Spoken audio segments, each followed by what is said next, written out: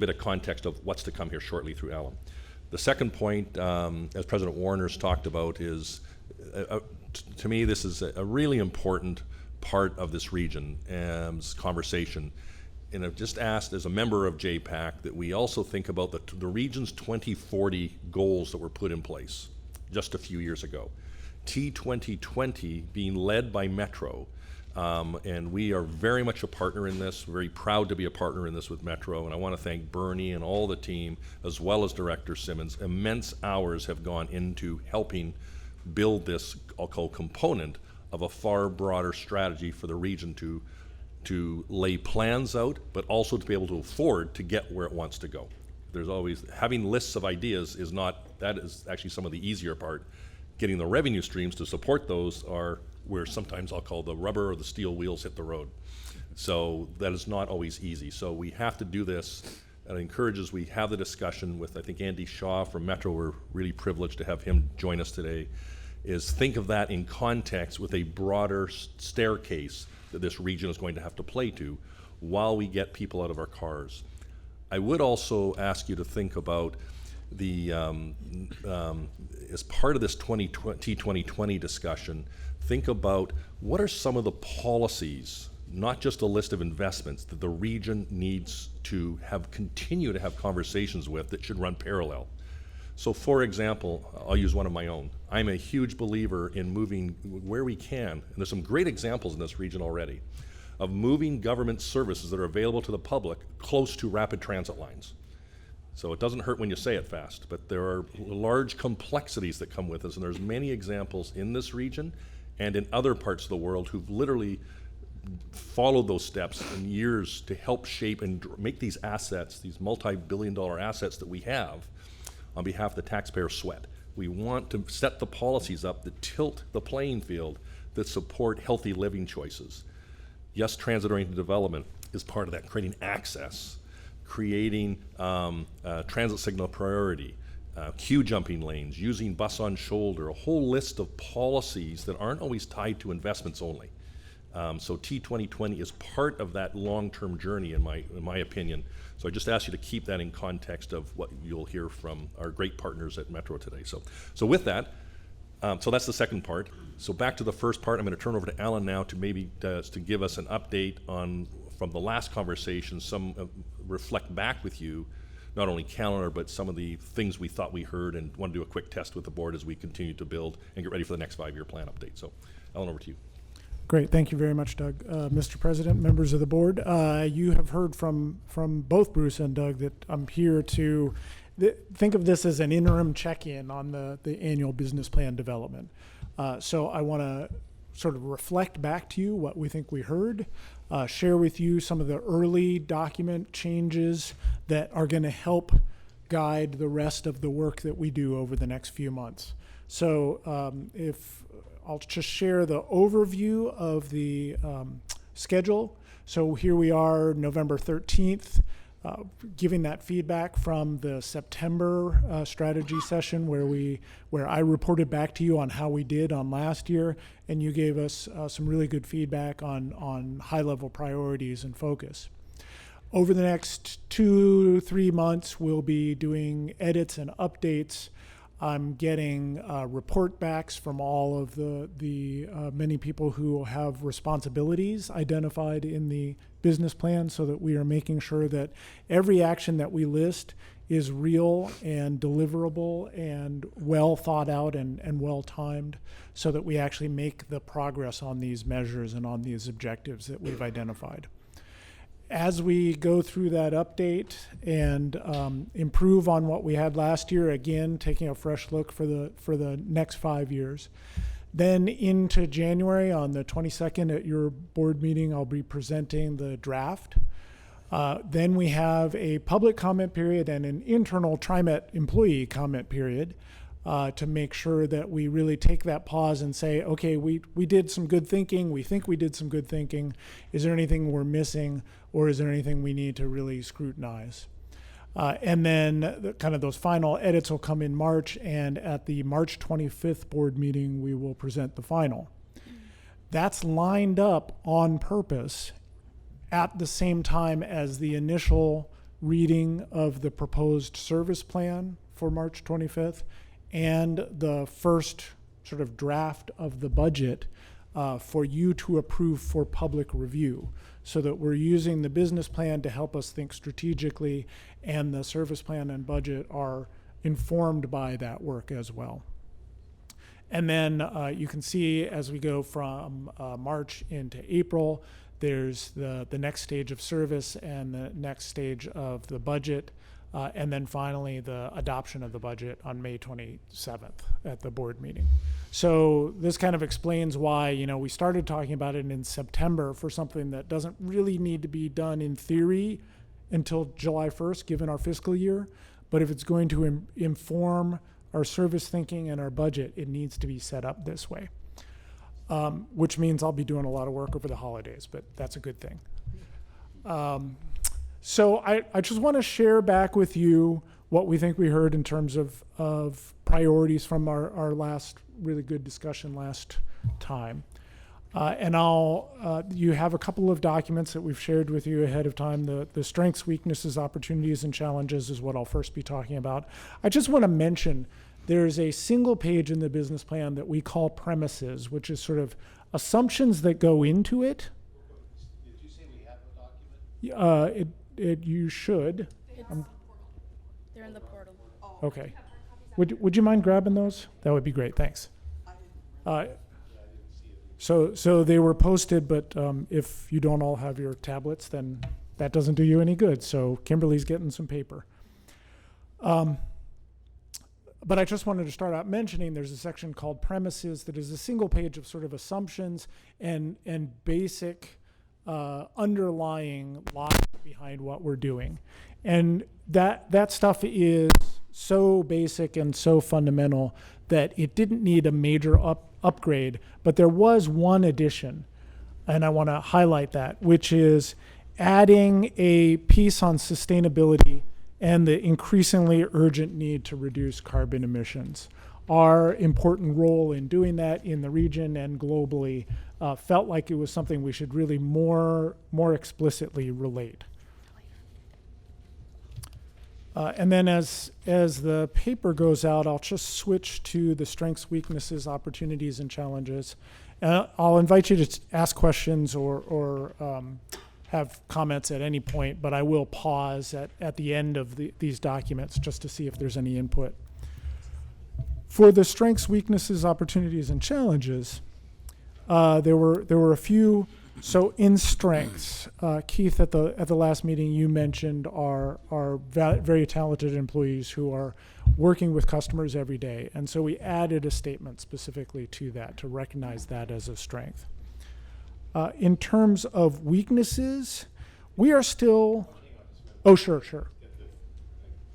You've got yours. You're all set.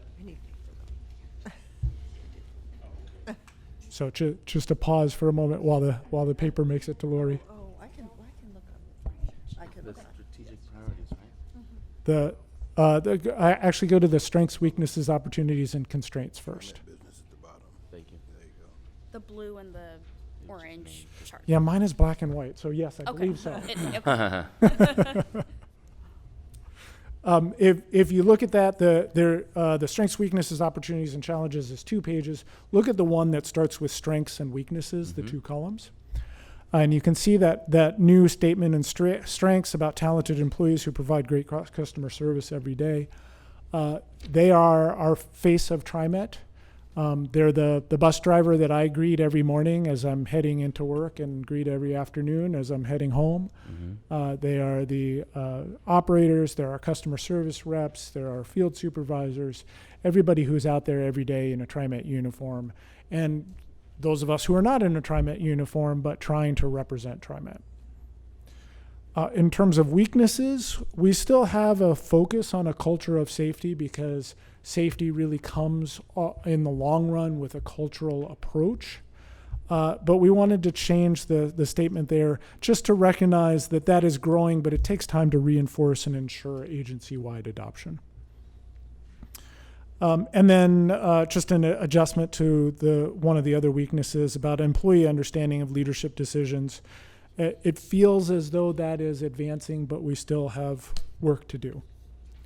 And then if you switch over to opportunities and challenges, the opportunities enhance public input with new tools and approaches for better understanding of needs. We're doing some of that with our onboard sort of instant result surveying to understand what our customers are thinking. There's more we can do with new technology tools and new approaches. If you look at a couple down, we had already talked about our external partnerships. But we wanted to really highlight the fact that it's not just up to us. Really important things like how long does it take a bus to get through traffic? So I am one of our riders who has really benefited from the new bus lanes that have been put in over the last few weeks and months. I'm happy to say it's made a big difference for me and my fellow riders, but you'll see more of those. And that kind of working with a jurisdiction, in this case, the City of Portland and the Red Lane or the Rose Lane initiative, trying to make sure that we can actually move buses through traffic and attract ridership with those travel time savings are really important. Just if I can, Alan, I just really wanted to call out and give Commissioner Udaly a big thanks. This takes courage to do some of these things sometimes, and our colleagues at PBOT, they deserve a lot of credit here. So this needs to become regional, not just stopping at the municipal boundary.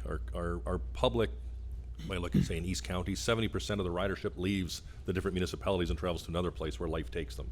So I think this is something we really need to keep leveraging and encouraging, that kind of great example that Commissioner Udaly and the PBOT and City of Portland partners are doing. So this is about speeding the system up. And you'll see this show up a little bit later in some of the metrics that we're looking to talk about in a different way going forward, that we see actually when I was on my trip overseas as an example, which used quite extensively. So thanks to the City of Portland. So Absolutely. On the challenges then, we're still, seeing flat or slow growth in ridership, not as robust as we want to see in the future. And we continue to focus in on how to continue to move that curve. The curve is moving. It is getting better. We still want to see more improvement.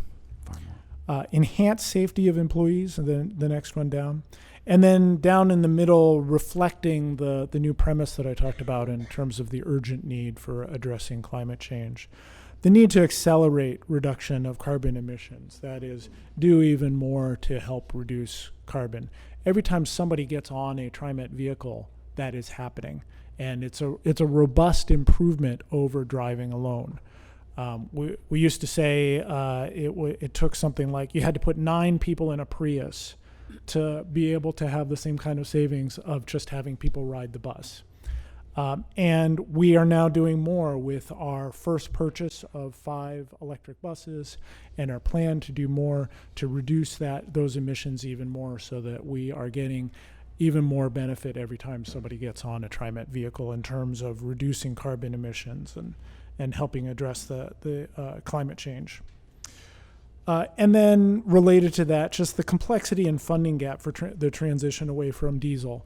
In the long run, there is promise that will be an actual cost savings. In the short run, it's a big transition. There's a relatively large upfront cost, and so we have funding to do the first round, as you know, from talking about the non-diesel transit plan, but still more to go on that. So that's the strengths, weaknesses, opportunities, and challenges that informs us. And then if we switch on to the strategic priorities and points of emphasis, you also gave us some really good feedback on this one. And we've sort of reorganized it to make it easier to understand and easier to focus on. If you start with the side that says strategic priorities, these are the priorities for multiple years. This is the longer term look, even beyond the 5 years, in terms of guiding us and thinking about what are the priorities. And you can see enhancing customer experience. Everything in some ways comes back down to that. If our customers are not having a good experience, we will lose many, many, many of them. Ultimately, potentially, Enhancing the customer experience then obviously gives us the opportunity to hold on to the customers we have, sort of delight them, make make it so that they enjoy the experience, and then entice more on to ride. And then connected to that, enhancing ridership and increasing non-single occupancy vehicle trips. So this recognizes that idea of it's not just ridership, even though that's the core of what we do. We also have to help inform people and encourage people to do other things other than driving. And that's part of that mobility management that we've been talking about, and that was reflected in our updated vision, mission, values of this year's plan. Enhancing transit access to transit. Doug already talked about accessibility, transit-oriented development, making sure that it's easy to get to and from our services and between our services. And then the rest of these have not changed significantly, but just to note the systems safety and security, optimizing internal processes and systems, a training strategy. We have lots of training, but it's in multiple places, and bringing that together and making sure we're being really strategic about that. Maintaining our current system. Our success as a mobility manager and connecting to lots of other modes is only as good as the quality and safety and comfort of our own vehicles and our own service. Increasing available funding for service and projects as we grow in the long run, and then managing funding and fleet to increase ridership. And then if we switch over to the points of emphasis, this is more what's the emphasis for this year in the shorter term to inform the first part of this 5-year effort in the business plan. So you can see enhancing mobility and connections to transit, again reflecting our vision, mission, values of being connecting to integrated mobility. Measuring success beyond ridership, and I'll talk a little bit more about this, and we will have further discussions in the long run. It's relatively easy with modern technology to count how many people are getting on a vehicle at any place. But we know that somebody might come to our new trip planner and say, hey, I want to know how to get from here to there on my bike or on a scooter, or I want to use a scooter to get to the bus. We don't necessarily know right now whether they actually did that or whether they just requested the information. So finding ways to get data that is, good quality data, still anonymous, so we're not peeking into people's lives, but understanding how that works so that we can know whether we are successful. And then presence on the system, enhancing safety and security. And that was reflecting one of the conversations from our last conversation. Looking at expanding transit priority, Doug already underscored that in one sense of getting bus lanes and intersection treatment, using technologies, other ways to speed our service. Implementing an IT strategic plan for next year. So we are in the middle of creating an IT strategic plan right now. That'll be done, is expected to be done by the end of the fiscal year, and so we will be implementing that, making that as connected and effective and efficient as possible. Delivering our capital program, which you'll hear more about a little bit as we go forward. Enhancing employee diversity and developing a training strategy, so continuing to focus on diversity of our employees and implementing that IT strategy that I was talking about. And then, of course, fundamental for the years going forward, the HB 2017, the new funding that we got from the state, making sure that we are spending that efficiently, making sure that it is going to the things that it's supposed to, like the low-income fare, like enhanced service, so that we are demonstrating very clearly that we are being trustworthy with the additional funds and using those effectively and efficiently.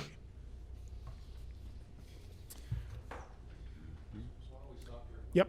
See if there's any questions or comments about this, because I think this is a great one. Thank you so much for this overview. So I'm thinking about the way that we're talking about our strategic priorities, which is this document right here.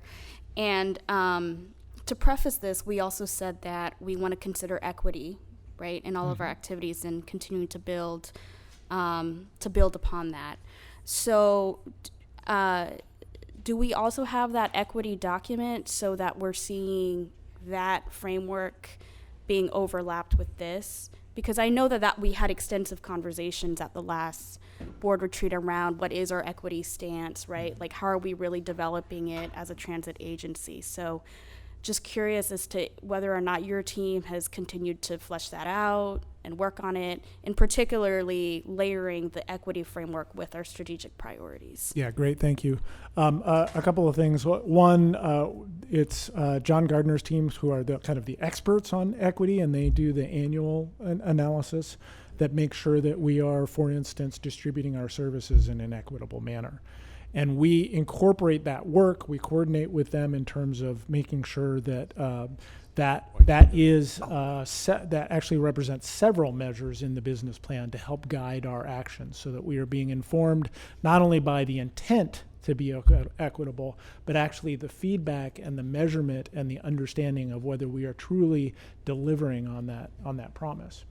I know that too, that the team is looking at there's another annual update of that analysis coming up. I think the results from that will be available in time for our draft business plan, certainly during our comment period, if not by the draft. And then looking at, how we can further use our sort of equity approach, our equity lens to inform all of our actions. So yes, keep watching, keep making sure that we are sticking with that, but we absolutely have incorporated that in the business plan, and we have an annual cycle to make sure that we are learning from the real results each year on that as well. Got it. Thank you. And so we will see some type of equity update, or just how we're trying to close disparities, right, between different groups or different writers, or and things that are in our strategic priority. We should expect to see that when we see the draft of this. Exactly. Okay. The measures, if you remember from this year's, we have that kind of green up arrow if we're meeting targets, or yellow square if we're close but not quite, and down red arrow if we're not where we want to be. You'll see that for, I think it's 8 or 10 different measures that get to equity for how we're delivering service and spreading our resources. Okay. Thank you. Mm-hmm. Before we leave that, I think her point should be well taken. I think diversity and equity has always been a priority for the board. And if you can incorporate any of that kind of language into this, I think just knowing that is on our top of mind, because again, we do expect that lens, I think, into everything we do. And if it doesn't come through here, maybe just look at how you could do that. Okay. And it is, and you picked up on this, it is in the introductory paragraph here, but we'll look for a way to emphasize that more greatly. Mm-hmm. Thank you. I think maybe perhaps as a follow-up, I think to Director Way's comment, I think I'll get John Gardner to follow up specifically when that review is actually intended to be complete, just so we all kind of know timing and how it fits. So thank you. Good point. That's good. Director Edwards? Yeah, my question and comment was on messaging. What kind of messaging do we have that promotes that message on the MAX line and on the buses as well? I think we would have to come back to you with that. I am not as aware of the specific messaging approaches right now. So if we could take that and come back to you at another time. Yeah. Okay, thank you. Sure. Other comments, questions?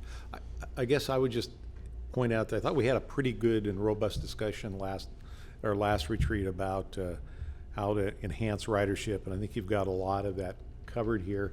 And I guess I would just add that I think one of the discussions I thought was intriguing was just how do you start building the culture, especially maybe younger folks, and it gets to the messaging and kind of the reduce, reuse, recycle for transportation motto. And just again, it's kind of almost the campaign how we do this. And so I suspect you're thinking about that, but Correct. To me, I think we need to be more aggressive in terms of helping people understand the environmental benefits of transit and what they can do to actually be helpful to meet some of those goals and objectives.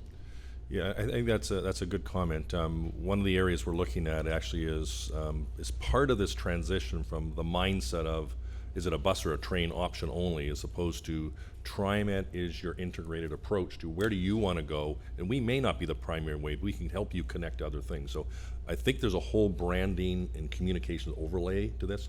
We still are in the early stages, I'll call it, of the engine room. We're updating the website. You'll see us piloting right now of I want to go from X to Y, and it's I take the train to get here and I connect an e-scooter, or a train to a bike town, and et cetera. So as we integrate this, I think there is a whole overlay that's going to have to come with the repositioning of we are your one-stop shop approach. So I think that we're at the early stages of that, but we're still trying to build the products, if you will, before we tell that complete story. So it's still work to be done, for sure. So it's fully acknowledged. You're doing some work on that. Oh, no okay. question. All right. No question. Good. Yeah, just to lean into that topic, I think that there's space in my mind to leaves to question where some of that work could be put, and if it's already on the radar of the agency. And I think of the section where we have internal business practices, implementing IT strategic plans, and I see that we have an intent to use data more usefully and more reliably. I think there's an opportunity in the ability to start looking at our environmental footprint, and as we not only look at our progress in electrification, but as we roll out service expansions, and we're starting to understand how transit tracker and ridership of our partner system are being utilized, we have an opportunity to start capturing the overall footprint impact of greenhouse gas emissions in a way that lets us be a better partner when it's time to talk about T2020, climate change, the climate action plan of the city.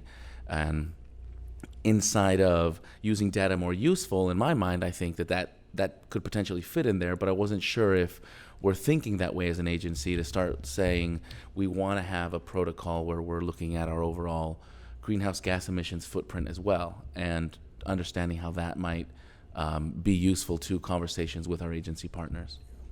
So, but yeah, perhaps I can comment to that one, and I think that is very spot on. This is why in this session we're actually trying to also introduce the whole topic of our carbon footprint. And underneath that, so data kind of takes you into many different angles. Yes. What is data? Yes. And so even yesterday I had with our executive team an update on how we as an agency start using artificial intelligence and memory and learning, using technology to not just spend our time getting data, but how do you spend your time making decisions and then reporting on that internally as well as externally. So we are in a changing data world fundamentally. Carbon needs to very much be part of, it's part of what we do. And so, in fact, I can say even at the last JPAC meeting in our partnership with Metro, is related even to T2020, our own performance measurements at the Metro JPAC table, let alone here, it does have to, exactly to your point, it have to mesh about us reducing our fundamental carbon footprint, parts which we directly contribute to, and other parts at the broader level, policy level, which what does that look like too? So I do very much agree that you'll see the data side of carbon. We are having to bring back and identify metrics, what that starts to look like with our partners. And so very much agree. Thank you, and I believe it's one of our best opportunities to show the leadership and the partnership with our paratransit partners, with our agency partners, and with riders. I see the way the bike ticker is on the Hawthorne Bridge when people ride over that, and you get to experience that, like I've added to the number.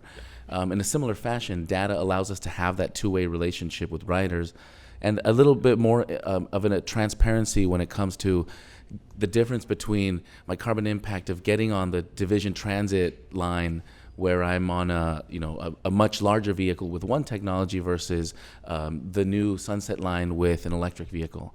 Those sorts of parameters that help users understand what they're doing to contribute is just going to help us encourage that footprint, and it's more agile when we are going to talk to the city about how we're doing our part. Correct. Yeah, I think, and to your point also, because there's a role for everybody in this, including our customers. They have to feel it. Absolutely. I'm of the belief the average person doesn't think about what is the reduction of GHG mean in tons. I don't think they can relate to that. So we are actually having discussions around what does it mean in a other language that is customer centric. They can go, I can relate to that. It's the equivalent of X boxes of whatever. I'm not sure what the metric is. So we're actually having the interpolation rather than the technical GHG reduction conversation already. Said, how do we simplify so people feel like they can play from home? Director Simmons? I received an email, and maybe we all did, from a community member that raised one question that I'm going to raise to staff today. And it has to do with, in 2018, we did a regional transportation plan. And in that, we showed that there was going to be a 137% increase in transit ridership between 2015 and 2040. That's 25 years, and it requires a 3.5% compounded growth rate to achieve the result. But our business plan only provides for a 2% growth in service each year. So I know as a board member why we're being conservative with a 2% growth rate and how we might do more than that in subsequent years, but I thought I should raise it for the full board and to hear the staff's response to that. Absolutely. So the 2% in the business plan is a minimum. We have done well above that over the 2 years that we've been tracking, closer to the 3.5%. But I think, you know, the kind of broader term issue is, as you said, that's at the time it was a 25-year projection. And the expectation to get there is not that you have everything day one. And there are growth sets of growth that include the discussion that's going to be later this afternoon or during this meeting.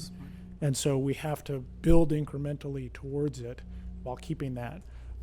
All of that, of course, was when we do an RTP, when we talk about a regional transportation plan, the regions plan, it has to be financially constrained. So we have to have reasonable expectations about capital funding available and operating funding available. And so that is within grasp. We need to grow towards it. Okay. I'm just going to maybe. please. Oh, sorry. Yeah. Question.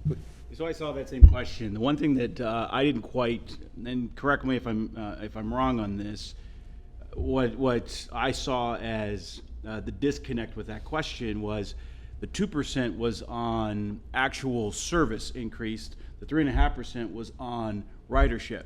So the two are, in my opinion, are not directly connected. Because an increase in ridership is not directly connected to an increase in service. Because if we're capacity constrained, then we would have to have something that closely resembles and correlates to each other.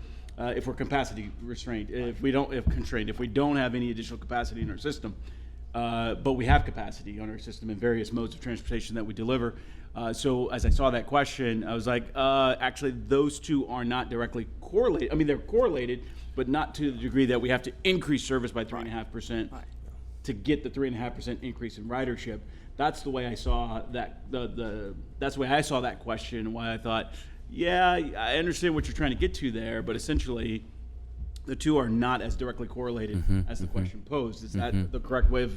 I think that is absolutely right in terms of looking at the the numbers, what they're representing. Obviously, there is some correlation between. It's not 100% direct. Exactly. And it really matters when we are investing in service. Are we putting in the most productive places, or are we putting in places where we need to make connections, but we know the ridership isn't going to be as strong? And so that will be a constant sort of trade-off with the service plan every single year. And just a really quick follow-up. So this is not just about this question, but how do we measure actual service increase? Is it miles? Is it service hours? Service hours. Yeah, that's service the most reliable. But service hours is going to be different for, say, Max than it is for bus. Yes. I mean, so how do we translate a Max service hour to a bus service hour?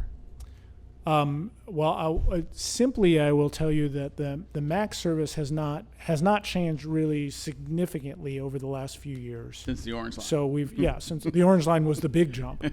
And so we are generally talking about bus service hours right now. So you don't have to do a lot of thinking between them. At the regional level, we have sometimes used sort of a balance of recognizing that max service hours have 5+ times the capacity of a 40-foot bus. And so we have added in that factor to understand that distinction. Got it, thanks.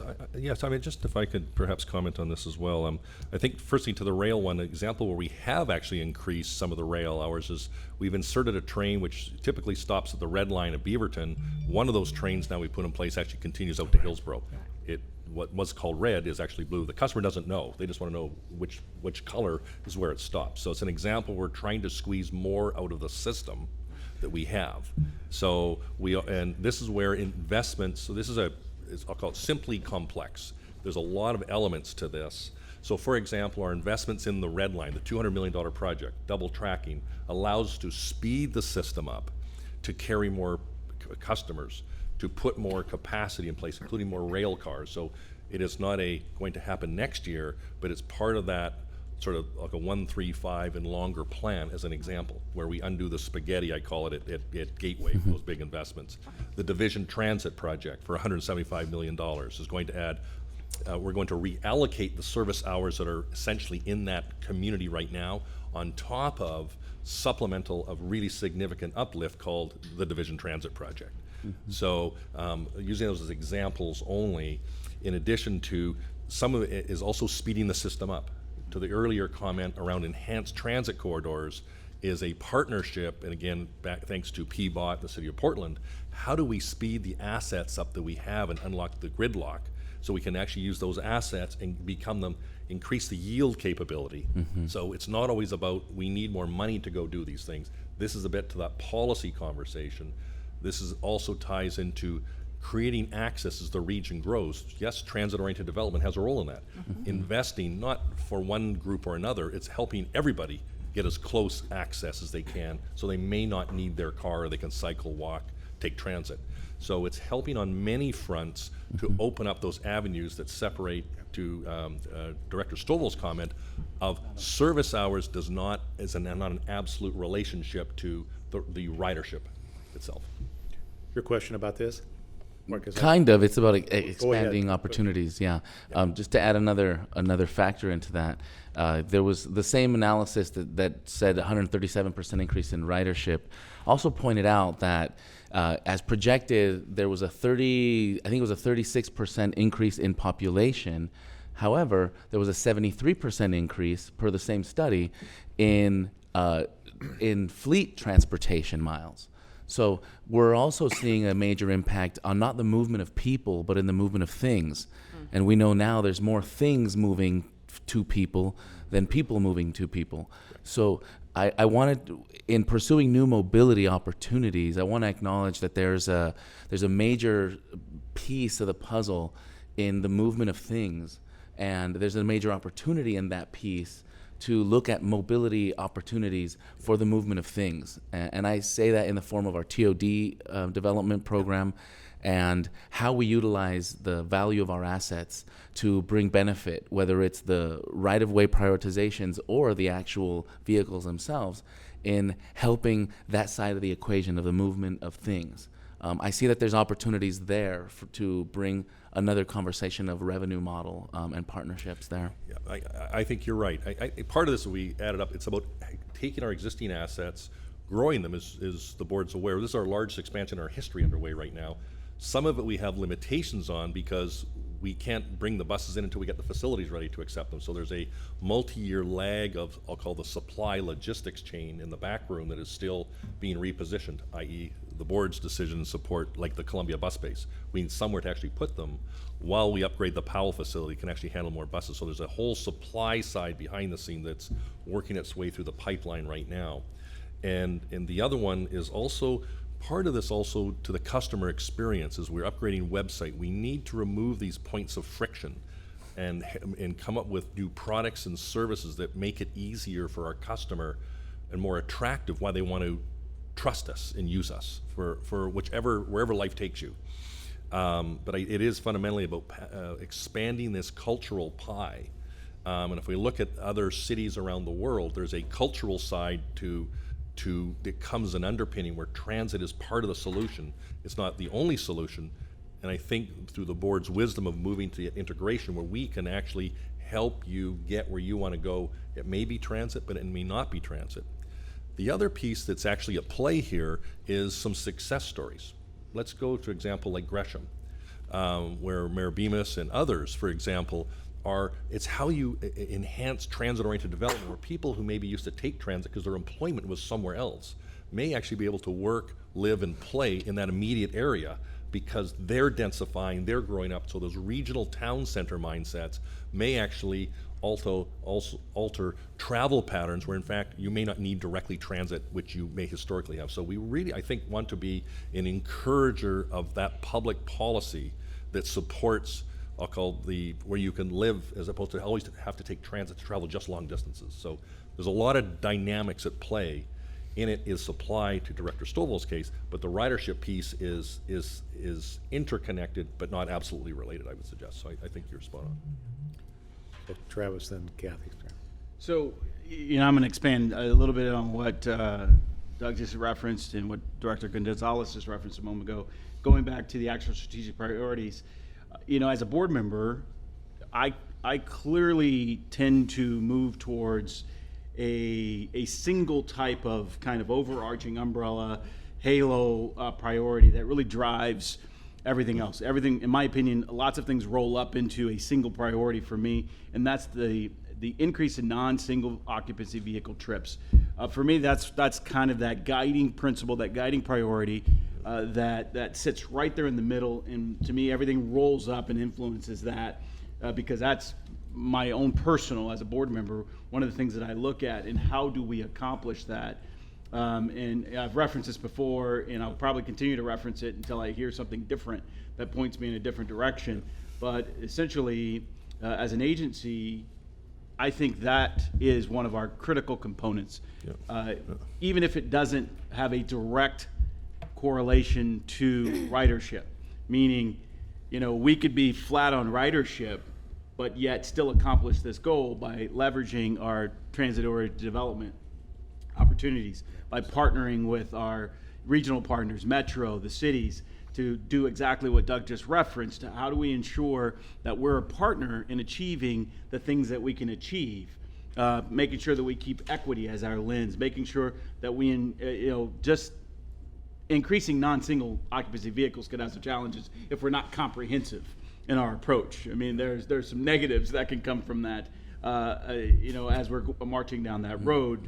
But how do we make sure that we're not so myopic in the concept of increasing ridership that we miss the other opportunities that exist to decrease, to decrease single occupancy vehicles and enhance, our ability to have a positive impact on our environment by leveraging all the resources and assets as an agency that we have, because at some point, this is my own personal belief, I believe we're similar to a utility, where at some point, to get to that next level, I see cost and expense as a stair-step approach. At some point, you've got to make a massive investment to achieve that next level of whatever we're trying to achieve, either revenue or ridership or any of those things, and we don't quite have the offset, either the revenue or the income or whatever, to offset that massive investment. We see it in utilities all the time. They encourage us to conserve because they know they don't have the foundational demand to get to that next level in an appropriate amount of time to make that additional investment. And I think in transportation, we're going to be faced with the same critical decisions. The things we do now are going to absolutely impact us 5, 10, 15, 20 years from now in our ability to achieve the climate change impacts that we're looking to have, not just here in the region, but in the state, some of those things. And if we're not looking at that, how do we decrease essentially, one of the greatest contributors to in my opinion, climate, what's going on in the climate world is that single occupancy vehicle driving, and how do we positively impact that by using all of the assets, all of the resources, everything that our agency can bring to bear. And it's not, in my opinion, it's not just saying we absolutely need to increase ridership. I mean, it may be that. That may be the ultimate answer to increase ridership. But, I'd love to continue to have the conversation about how do we make sure we're looking at each of our assets. And I think of, I'll just finish up with this. I think about kind of Gresham Station and the large TOD projects that are going on there, and your closest grocery store is about 1.5 miles away. I mean, it just doesn't, that right there doesn't make sense, because I used to live in Gresham Station. I literally had to get in my car or do something to get to the grocery store, and that was a trip that I would make every other day or every 3 days. And so it's those types of things that we need to be a part of the solution. I was going to say not part of the problem, but we're not part of the problem. Just how do we become a better part of the solution? You following up on this? Yeah, very briefly, and to emphasize the point, Travis, this is why I think being candid about the transportation footprint and how we are bringing information to the public about the transportation impacts on climate change. I want to recognize that 1.5 mile trip to the grocery store is one part of the transportation footprint, and we could use a single occupancy vehicle to get there. But the fact that in the grocery store, in February, we have avocados from Chile and products from around the world is also part of the transportation footprint. So you could walk to that grocery store, and based on what products you're selecting and where those products came from, you could have the lion's share of the transportation footprint still not accounted for. And when I say we want to make sure to look at these impacts, we want to recognize that the 40% of the climate impact that comes from transportation is not just in people moving within cities, but it's in things moving to those cities for the people. And that's frankly the lion's share. And I feel like we owe it to the public to have that conversation candidly about climate impact and transportation. And just before I get to Director Way, I just want to comment. I mean, this is a system. It's a systems analysis, and I think that's where we need to be smart. And I think that's make sure we're not looking at one metric as the ultimate thing that we need to be looking at, because a lot of the system is really important. So, good conversation, Director Way. Yes, just some of my thoughts and just reflections as we're talking about various things. So first off, I attended a meeting in Clackamas County, specifically West Lynn, yesterday with several state legislatures and ODOT staff, and Lynn Peterson was also there. So it was a really great panel, and just kudos to President Peterson at Metro. She's just so knowledgeable about everything and just the transit system, transportation world. She said something that I just really wanted to share with the board, which her comment was around the development of the T2020 bond, right? This is going to be a significant transportation measure in our region. And what she's trying to do with her team and with all of our partners around the table is develop the first in the country a measure that will also develop anti-displacement policy in it. So, her point was really around how yes, there are people who are moving into the area, right? We have lots of folks who are moving to Oregon or the Portland metro region. But her point was also about congestion and how we also have folks like me, who used to live in Portland but now live in Clackamas County. So it is also taking us longer because of congestion, because of additional cars to get from point A to point B. And so I thought it was just a brilliant notion to state that we have to look at human migration when we're thinking about our transit system. We have to look at where are people moving to, what are the demographics tell us, and when we're talking about data, I mean, we can crunch numbers all we want, and if I keep seeing, certain communities are getting the worst outcomes in terms of health or environment or housing, and we haven't yet fixed that in the last couple of decades, then for me as a board member, I know exactly what the solution is. It's to lift those numbers up, right? It's to work with those communities and work with those locations. So I just want to make a point that we can have the smartest people crunching numbers, but I think it's really clear as to who is currently being served right now and who's not in our region. Now, not just with TriMet, but with things like housing, healthcare, social services. It's very clear, right, in a lot of the different reports that the county and the state has put out. So, and I also think that in the next 10 years, well, in 2020, we have the census coming up. And so if we ensure that, every single person in Oregon gets counted in the census, then that can also generate additional transportation dollars. So I just want to make that plug, because we know, again, if we're trying to look at data and trying to look at equity and how do we reduce disparities and, right, how do we have TOD and have anti-displacement policies with it, then we have to look at the way that people are moving in our state. And sometimes they are moving because they simply just do not have a choice. They don't have an option, right, to move from.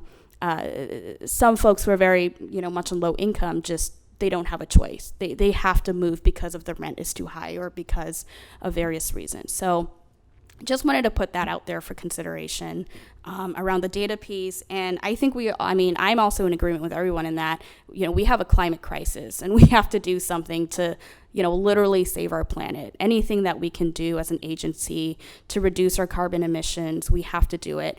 Data also tells us that the highest polluting corridor is around 82nd. Right, that we know that for a fact. There's the 82nd improvement project that clearly shows that those communities have the worst asthma rates along a census tract, and that's where a lot of our buses run, quite frankly. So if we were to look at data, if we were to look at equity, then we can pinpoint exactly what we need to do as an agency to minimize those risks. Great, thank you. So I'm just doing a little time check here. Yeah, I was started actually going to say, if I could, your conversation covered pretty much all the rest of my presentation. Excellent. Wonderful, wonderful. So I was just going to go ahead and Thanks very much, Alan. speed through. No, really. I mean, you kind of covered all the points I was gonna make. And brought some other things up as well. So I really appreciate the conversation. I just want to close with re-emphasizing kind of the coordination between the different efforts at the agency. So in our service plan, which I think all 4 open houses have happened very recently. There's a final open house in mid-February, and then you'll see the first reading in March and a second reading in April. Obviously, there's a fair amount of work up ahead, but that times reasonably well with the development of these priorities and this effort in the business plan. For the budget, I already talked about how that integrates with the business plan. And so just as the final note, for the business plan, we'll be coming back to you at your January 22nd board meeting to provide you a draft and get any comments. We'll have a comment period of a little bit more than a month to make sure that people have time to respond. And then, and we'll be talking with TAC, the Equity Advisory Committee, and making sure that we get input where we can. And then the final business plan on March 25th in advance of the rest of that, getting ready for fiscal year 21, which starts July 21st. And so the final comment, just as a reminder, the board members, you saw in the calendar, we'll bring the board approval to the May board meeting, not the June board meeting. We're moving that up one month. So just so everybody's aware. Okay. Good. Alan, thank you. Yeah, very thank Thank you. you, Thank Alan. you all. Excellent, Great good, discussion. robust discussion. I really appreciate it. I Hopefully it was thought helpful. we had a different color for our new buses. Easily. That was Yeah, How old that is was a bus? throwback, wasn't it? that's a retro bus. Yeah. Yeah. It's a 50-year retro bus. That was a throwback. This was the original coloration in 1969. This is a 50-year. One of those? Yes. Oh, okay. Does it? So, yeah, so you'll see.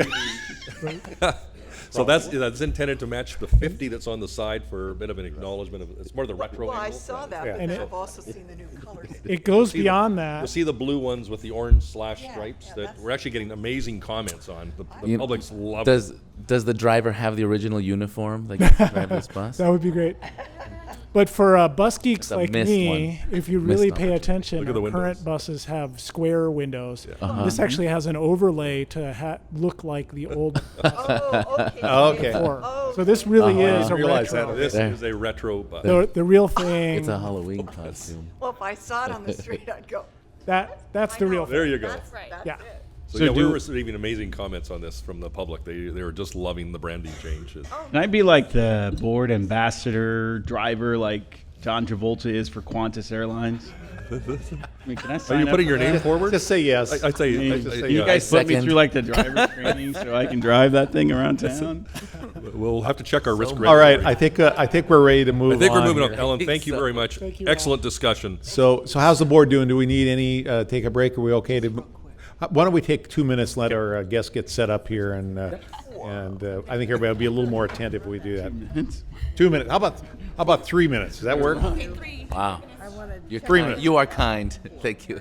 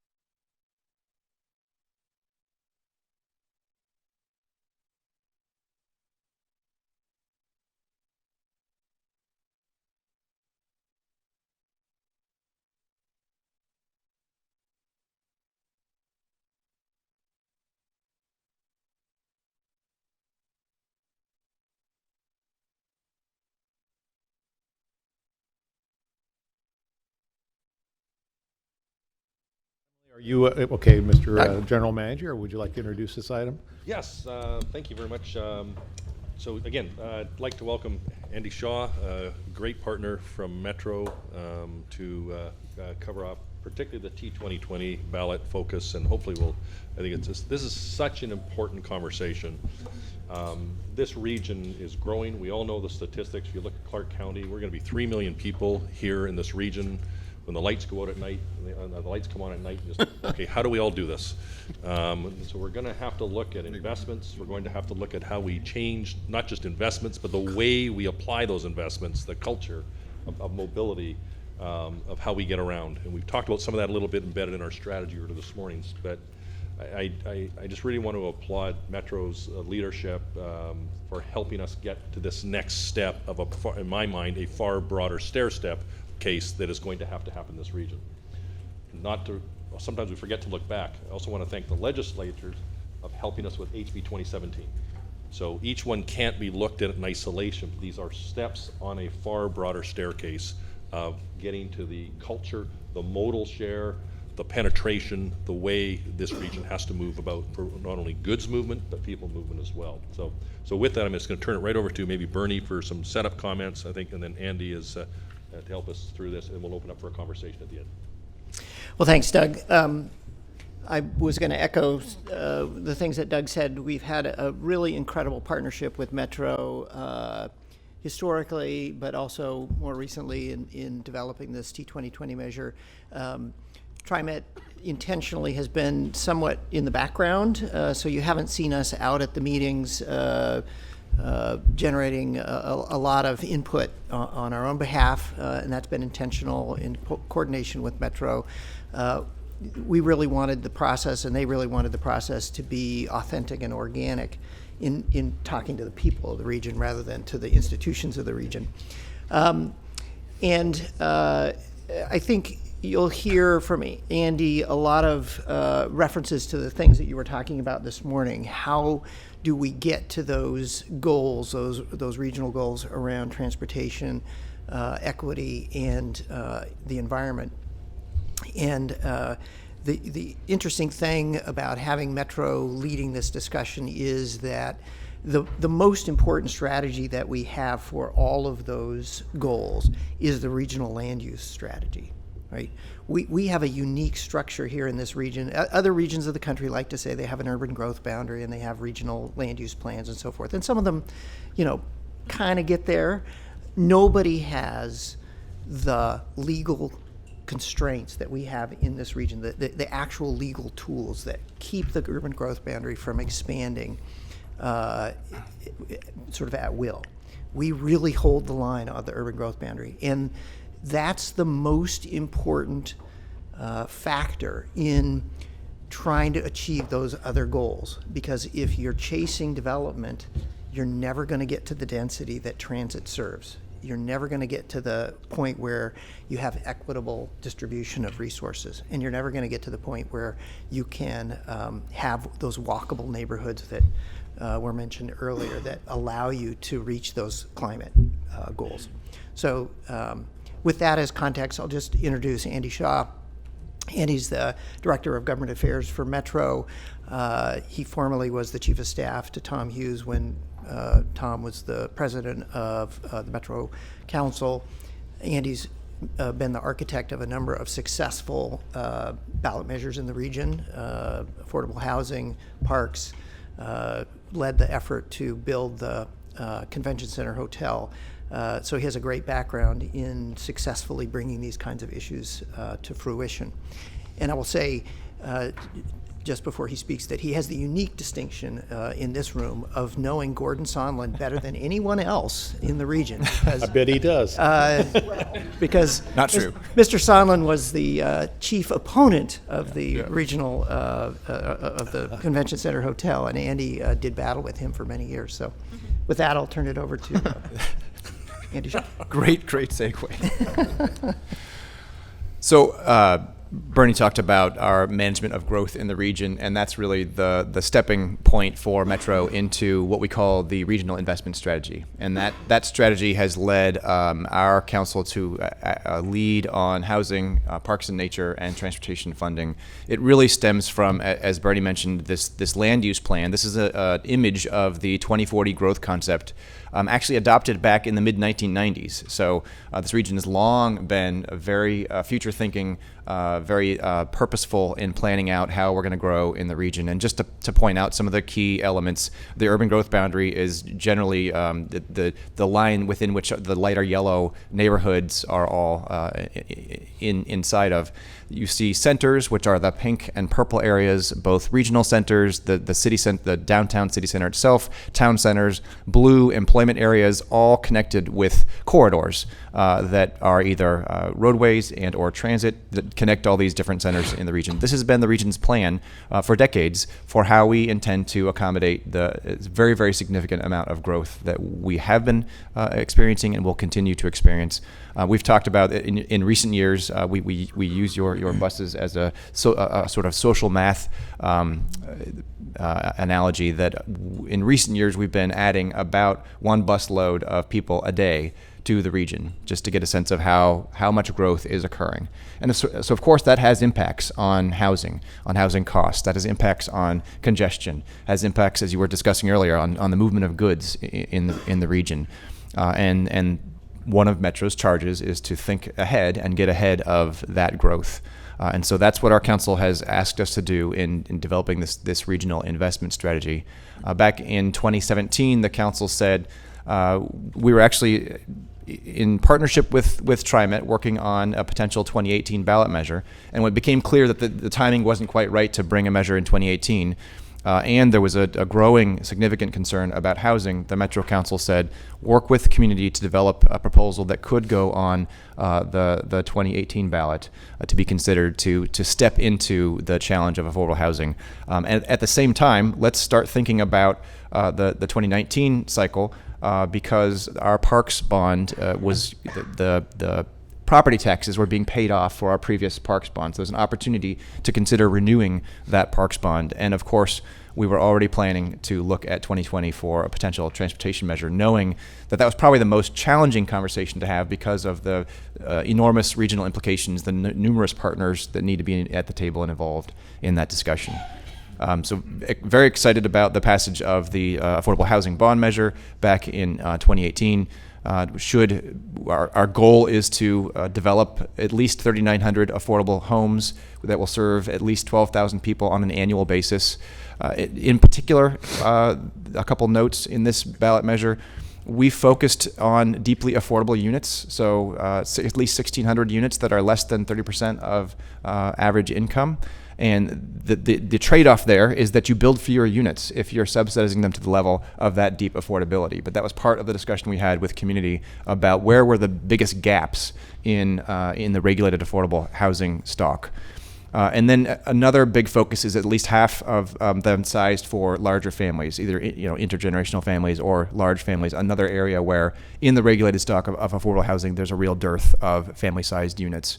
So trying to both lead on the side of an infusion of capital funds into affordable housing, but also identify the key places where the sort of market of regulated affordable housing was missing the most. We led with racial equity in this process, identifying the kinds of locations, how to deploy the resources, and then also with our, in the discussions with local jurisdictions, there are 7 local jurisdictions who will be implementing the actual development of these units. They are recipients of federal housing funds, so 4 cities and the 3 counties. They need to install in their approach a racial equity lens in the development and in the figuring out who goes into those units. So we're very excited. We have phase 1 set of projects that have moved ahead even while we're negotiating the details of the relationship with the local governments about how these resources go out. We already have nearly 10% of the units identified in each of the 3 counties to advance while we are working out all the details of intergovernmental agreements. So these are just some images of some of the different units that are already underway. Then switching quickly to parks, just this last week, very excited to see very strong support across the region for a renewal of the Parks and Nature bond measure. Because of the growth of the region, we were able to keep the tax rate the same and yet raise almost $500 million of revenue to fund investments in parks, passed across the region by almost 67%, yes, and significantly passed in all 3 counties by more than 60%. So we're seeing growing support for investment, both in housing and in parks and nature, by the voters of the entire region. 6 main areas of investment for the Parks and Nature program, continuing our longstanding land acquisition program, which is intended to protect habitat, improve water quality, and create habitat connectivity for wildlife. A sort of new infusion of resources to Metro Park holdings that we have. Think of Blue Lake, Oxbow Park, historic parks like that are in need of investment or reinvestment. A continuation of a very popular program, the Nature and Neighborhoods Grant Program, which works with nonprofits and local organizations through local jurisdictions to make investments in nature connected to development and other urban needs.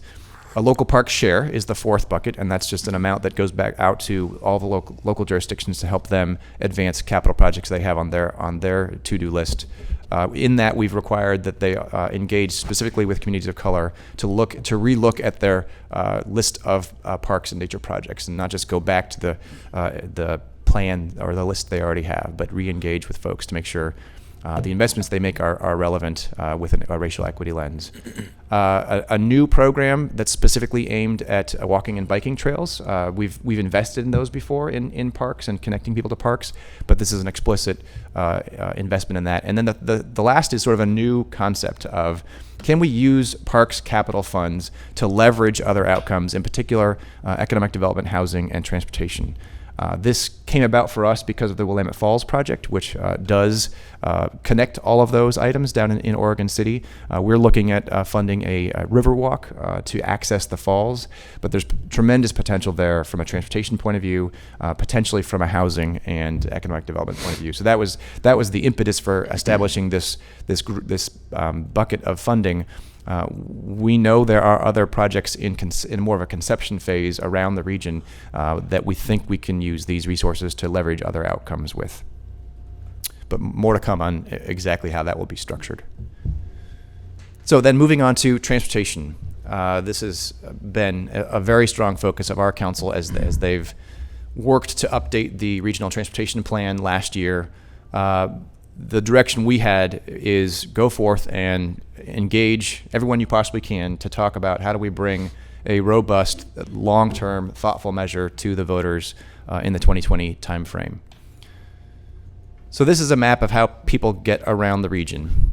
The main takeaway for me is that a lot of people leave their county in which they reside to get to work. A lot of people from outside the region come into the region.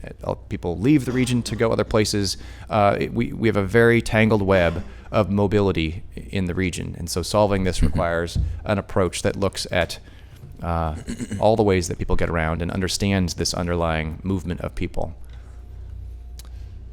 So, but we don't start with zero base in this conversation. Again, the regional transportation plan was just adopted a year ago. That's the latest update. Includes new elements. I believe this was the first ever inclusion into the RTP of an active transportation plan and other elements. It, of course, includes our ongoing plan for reducing carbon emissions from tailpipe and including our land use approach. We engaged in very broad outreach in the RTP process, over 19,000 individual touch points of the public being involved in that. Our councils then appointed a task force to help us develop recommendations for the transportation measure. We've engaged over the summertime with 3 county local investment teams, so residents of the different counties looking at projects from a different lens than some of our jurisdictional partners might. We've had very deep partnerships with all the local jurisdictions in the process. And then we are funding direct community partnerships with organizations that represent communities of color to ensure those voices are at the table in the process of developing the overall proposal, in particular to look at revenue mechanisms and their impact on community, and then to make sure we have the right oversight and accountability mechanisms in the measure. So overall timeline, we began with the task force and our council looking at goals and outcomes for this whole process, developed a set of corridors that we wanted to really focus in on. That was an incredibly data-driven process, but also a process that was attempting to look at this as a regional approach and not just asking folks from their locality to pick their favorite projects, but think about proposing something to the voters of the entire region. In terms of data, we probably threw more data at the task force than they could really take in, but we looked at existing conditions of safety, of congestion, of transit movement, where transit gets stuck. We looked at housing. We looked at air quality. We looked at our equity focus areas that came out of the regional transportation plan. Tried to give them as much information about the places and these corridors that are important to movement around the region in order to prioritize from there. Then we passed off the corridors to these local investment teams over the summertime and had, we'll get to the numbers in just a minute, but numerous meetings and tours over the summertime to look at the specific corridors and the projects proposed on those corridors. In the meantime, the task force shifted its focus to a series of region-wide programs. So layering onto the specific corridors where we're looking at making investments, what are the types of ongoing annual programmatic investments that we could make that would fill out the goals of the task force and our council? And we'll get to those in just a minute. We are now bringing the projects from those corridors back to the task force and asking the task force to make a recommendation to the council about the list of projects and the suite of ways we move people through those corridors, give that recommendation back to the council by the end of the year. The task force is incredibly engaged in this, which is the good news. The bad news is they want more time to talk about it, and so we're taking a little more time to be deliberative and give them a chance to really dig in and have conversation amongst themselves.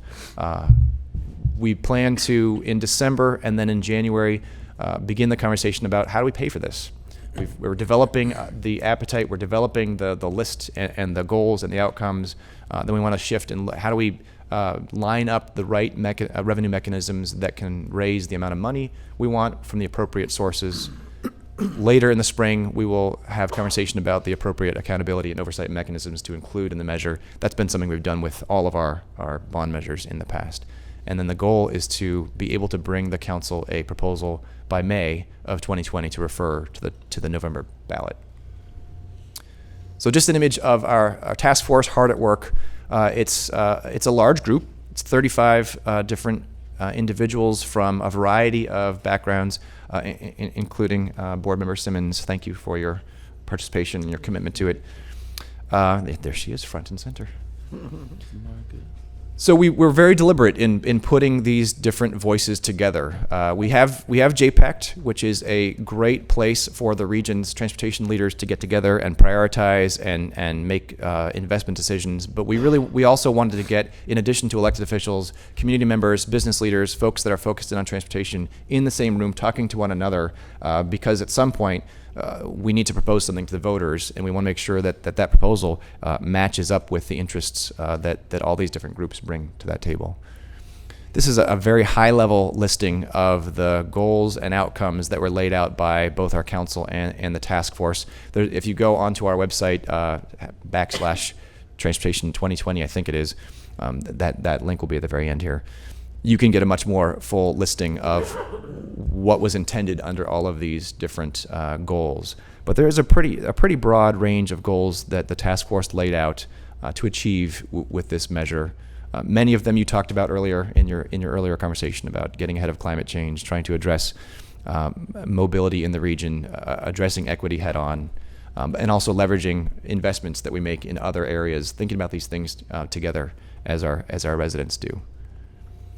So this is a diagram of the corridors that got prioritized. In green are what we call Tier 1 corridors, and those are the corridors we're really focusing in on. Those are the corridors that got examined and evaluated by these local investment teams over the summertime.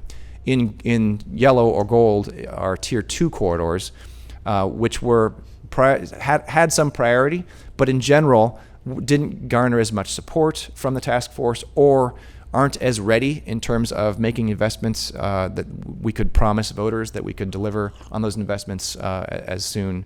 So for a variety of reasons, they didn't make it all the way up to the Tier 1 level. We will have an opportunity. We've asked local jurisdictions who want to propose reconsideration of a Tier 2 corridor to submit submit a proposal, and we'll ask the task force to look at those next February after we've completed the work of examining these Tier 1 corridors and looking at the revenue sources, sort of seeing where we are in terms of cost and availability of funds. We do have 6 that have come forward from the local jurisdictions, so we'll be examining those at the staff level, working with jurisdictions to vet out those proposals and consider them more later. So these are the numbers I was promising. We had 31 people on these different local investment teams with 26 meetings, 12 tours over the summertime. Many of your staff were involved in those tours, looking at each of these corridors, and 30 pages in their report that they verbally brought as well back to the task force in September. This doesn't take the place of public engagement, but it was a great way to get a different lens on the impact and potential benefit of all these projects in the various corridors.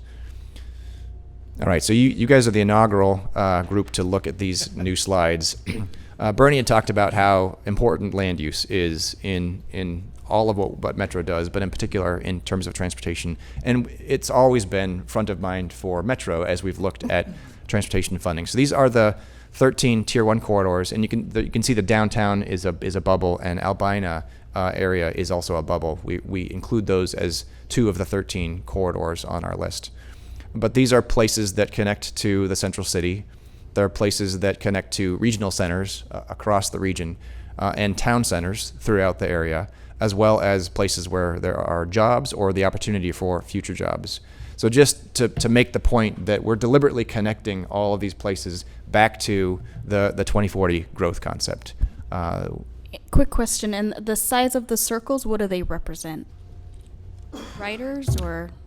So I believe they're an approximation of the geographic size of that center, whether it's a regional center, which is the sort of slightly darker purple, or a town center, which is the lighter pink color. So measurement by space? Just geography, yes. By geography. Okay. Mm-hmm. Got it. Not population. Okay. We could look at these in many different ways. We could look at population, we could look at jobs, we could look at geography. For purposes of making this display, we've just made a rough approximation of geography. Great. When you look back at the 2040 map, each of these areas has a very defined geography. These bubbles are just meant to symbolize where those places are. Got it. But so I could just look at Rockwood and say, okay, that's a small circle, but that could just mean the geography is small, but we can have twice as many people in that area as opposed to Oregon City, for example. So the designation of a regional center or a town center was meant as some indication of the desired level of intensity of activity. Okay. So in some ways we call that density, but there is also the proximity of cafes and restaurants, and there's the amount of physical activity. So we in these centers we look at, is this a 12-hour center? Is this an 18-hour center? Is this a 24-hour center? As a way to determine what level of activity is going on in this place, and how dense is it going to be, and then looking at the appropriate land uses. So we expect in the darker purple areas, which are regional centers, and this was all again designated back in the mid-90s, eventually very high levels of density. Town centers are more like your commercial Main Street sort of area, at not quite as intense a level of development. We've had local jurisdictions say, hey, I want to upgrade an area. I want to create a higher expectation of growth. Amber Glen, Tannisbourne is a good example where Hillsborough came forth and said, we've got a growing area of our city, and we want to actually deliberately designate this as a place where we want to target additional growth. And they've been very successful with TOD and transit and other investments and local investments at achieving those levels of density. So, Thank you. yes. And then back to what I call the octopus diagram there. But just to show that we know where people move around the region, and we've picked, we in the task force have picked corridors that at some level mimic that movement around the region in attempting to increase mobility, increase transit access, increase transit mobility through these corridors. So as a result of all of that work, from the task force, the local investment teams, our work with our partners, with TriMet, with local jurisdictions, and our work with Kittleson, our engineering contractor, Metro staff proposed on a preliminary basis, and as a way to get the task force discussing prioritization, a package of $3.11 billion of projects on these 13 corridors. In addition to that, we're proposing approximately $50 million of program investments on an annual basis. That amount of resource would leverage a further 2.3 or 2.1 billion of other funds. Most of that would be federal, but not all of that, arriving at a total capital investment of about $5.2 billion. These images illustrate some of the kinds of projects that were discussed along corridors like McLaughlin and 82nd and TV Highway. Just to break it down a little bit, 18 different town and regional centers would be more connected through these investments. Investment focused on transit, $1.9 billion, with 975 hours of daily passenger delay saved. So there's been a real focus on the capital side of an investment through this measure to match up with the resources that we were able to get through the legislature back in 2017, the service resources, but really looking at how do we make the capital investments to move transit through these corridors more efficiently while TriMet ramps up the service hours. $2.3 billion invested in what we call equity focus areas. These are areas that were identified in the regional transportation plan. Making investments in places that account for 20% of the region's serious crashes. The number of other benefits, including, if we can shift a larger, our key strategy in this measure around climate has been shifting people to transit, creating greater access to transit that's reliable and that gets through traffic as one of our 4 regional planks on addressing climate. The others are harder to get at in a ballot measure. The mix of fuels in vehicles, a strategy for pricing congestion in the region, and then achieving our land use goals are the other 3 planks of the climate strategy. This is a listing of the areas that have sort of the most intense proposed transit investments. Obviously, Southwest Corridor Light Rail has been a key cornerstone of the funding proposal. A lot of discussion on McLaughlin of enhancing transit there. Very strong interest from the local investment team of actually looking at could we eventually put light rail from the end of the Orange Line down to Oregon City. That's what that future corridor planning relates to. TV Highway, also a very strong focus on enhanced transit throughout the corridor, all the way from Forest Grove down into Beaverton, but also resources to look at what's the higher level of high capacity transit potential on that route. 82nd Avenue, these 3 on the left below the Southwest Corridor are probably the most intense concepts for transit investment. Enhanced transit on 82nd, potentially bus rapid transit. That's all being discussed between TriMet, the city, ODOT, and Metro, as well as MAX station access planning there at 82nd, where the MAX line comes through. The listing of routes on the right are not as intense transit investments, but lots of enhanced transit investments to move existing, I think mostly frequent service through those routes. And then Central City, There's a number of investments proposed to support the city's central city plan. The biggest item there, I don't mean but numerically, but just in terms of future planning, is the concept of a tunnel under downtown to help move the MAX through downtown more frequently and save enormous amounts of time for people outside the central city trying to move from east to west or north to south.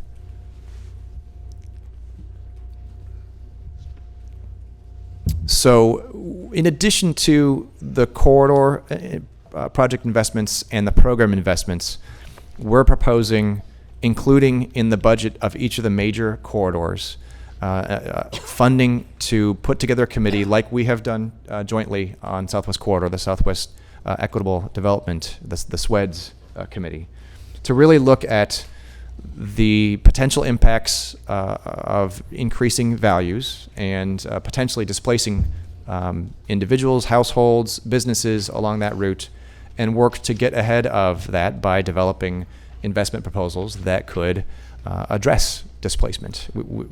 We don't want to limit the increase in values that public investments would bring, but we do want to limit any displacement that would occur as a result of that. We feel like the Southwest Equitable Development process has been a very positive benefit to that corridor. So we're proposing deliberate funding for these major corridors to get ahead of displacement. And then included in the 9 program areas that the council has advanced for further study are a couple that also look at anti-displacement as well as climate, addressing additional safety hotspots, potentially looking at affordability. We've got student fare affordability up there. I think our council said, let's look at youth affordability, and there's a dialogue going on about that.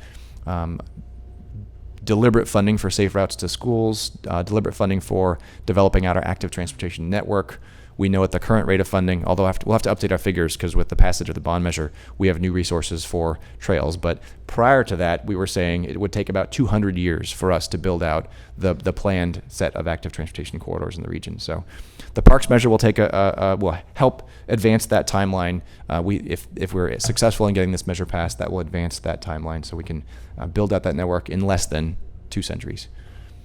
Bus electrification, we have a program proposed to accelerate TriMet's process of shifting to electric bus and be able to say at some point we will never buy another diesel bus in this region for bus service again.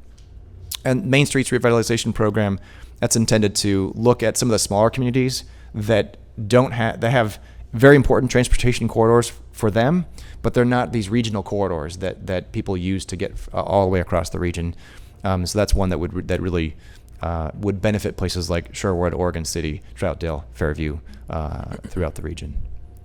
And then a very metro proposal, ongoing funding to really look at the additional corridors where, because of a historic lack of resources, we just haven't been planning for the bigger investments that we need to make to get ahead of growth. So in addition to some of the specific corridor planning proposals in the staff proposal on those 13 corridors, this would be to look at additional future corridors to get them ready for state funding, federal funding, or potentially future ballot measures. And that's the address if you want to look at all the work of the task force or more information or any of the data. There's a great interactive map. You can look at the corridors and look at all the different data layers that the task force looked at in developing out these corridors. I'd be happy to answer any questions. Or Well, why don't we see if Director Simmons has some things to add since she's been on a task force before we get into the discussion, okay? This has been an incredible process to be a part of, and it's not over yet. And it's amazing the kind of effort it takes to bring the 3 counties together with very diverse interests and goals and roadway structures, quite frankly. And where we are right now as a task force in looking at the priority 1 and why it's taking a little longer for us to come to that is that with each of the corridors that are in Tier 1, there are a number of projects and not all of them can be funded. And so some of them, people want to shift where the funding goes to, as opposed to where the staff have recommended the funding to go to. And so there's this dialogue going on back and forth about that. The other comment that I'll make that I think is going to be a challenge in terms of for the voters, having gone to some of the community forums, is that people don't understand what's in House Bill 2017. And the fact that people think this is a congestion mitigation. And so people who've been in the audience have raised questions about why aren't the interstates part of this particular funding measure. And so I think that bodes as an opportunity for all of the various participants in this bond measure to emphasize why it's not, where it is being covered, and also there are individuals who feel that this isn't going far enough. But in looking at the region as a whole, the infrastructure is so lacking. And you have to look at what the affordability is of what the voters can support, and you have to do this in steps in terms of getting to something that would be more robust for the whole region, and quite frankly, prove to the voters that what we are trying to achieve, that we achieve it within this first step. So those are some of the comments that I would make about this, and I totally am support of all of the Tier 1 and actually can see support for some of the Tier 2 once the task force has an opportunity to look at those. It's just that the need is so great. It's just incredible. Thank you. I have 3 questions, if you don't mind. The first one is a kind of high-level general, and we might want to pull up a map. I'm curious about where the projections for employment growth are. What's the nature of the employment growth? Where is it going to take place? We're hearing our bus system, our transit system was set up decades ago when people commuted into the center city, and that's not the model anymore. So I'd like to hear more about what people who think about this, about growth of employment, where is that going to happen? So at the risk of pretending to be an economic planner, I'm the director of government affairs. We do predict continued strong growth of jobs in the regional downtown center. And that does distinguish us from some other major metropolitan areas in the region where there has been somewhat of a larger growth in suburban jobs. We do expect continued growth in the Hillsborough area, in the Wilsonville area down to the south, in the Columbia Corridor area along the river. And we've planned for significant growth in in Clackamas, in the Sunrise area.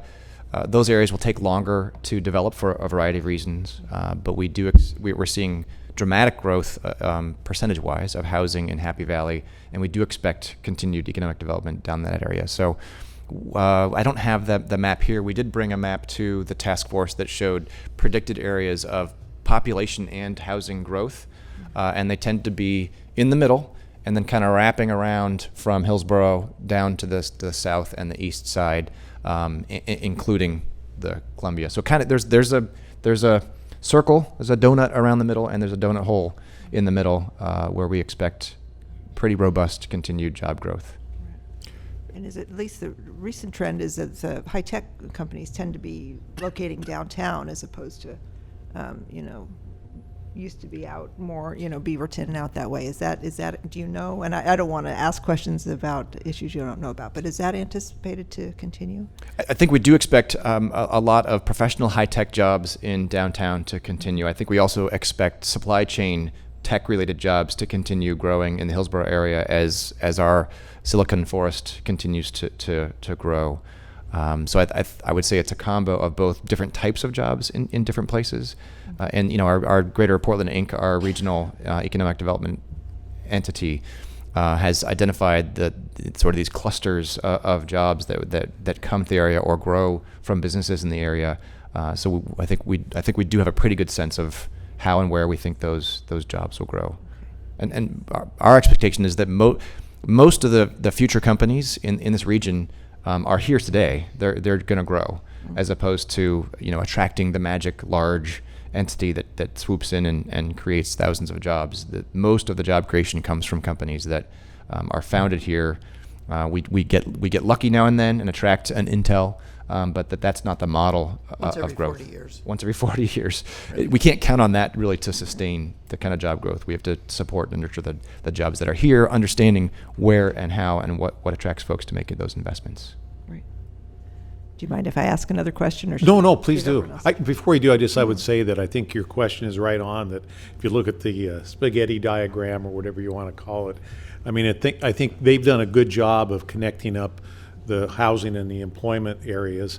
And I think that north Washington County, the Tansport, Amber Glen, Deloa, is a good indication of where our focus had been always on the hub and spoke in terms of the jobs. What that is recognizing as the jobs opportunity area, and things have been brought into the urban growth boundary, North Hillsborough, great employment area. Then on the south side, area's been brought into the boundary to essentially provide housing.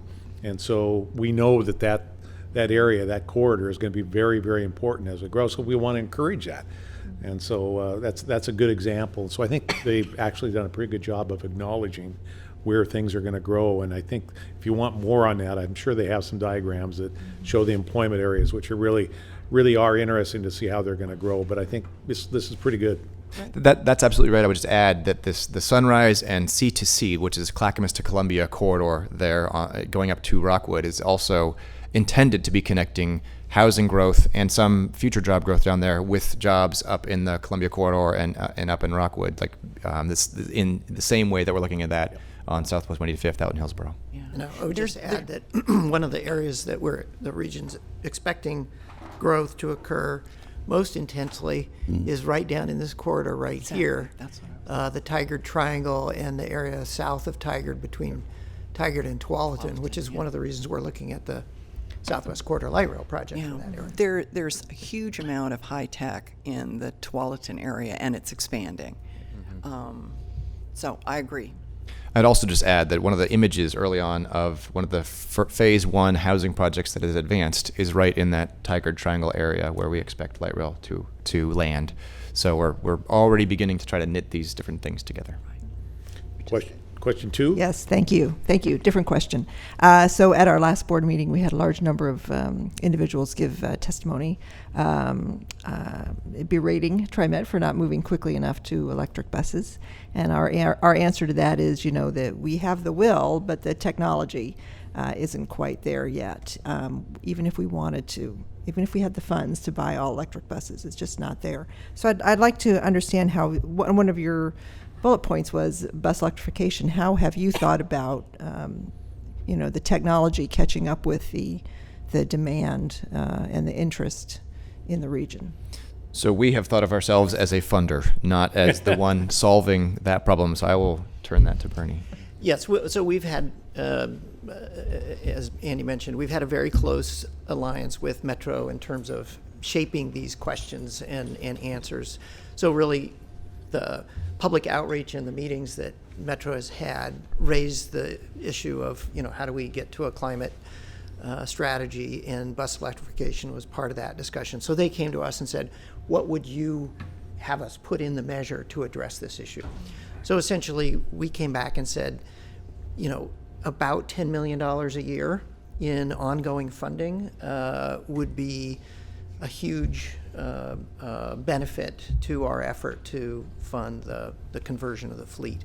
And so that's the idea that's been included for discussion in the measure.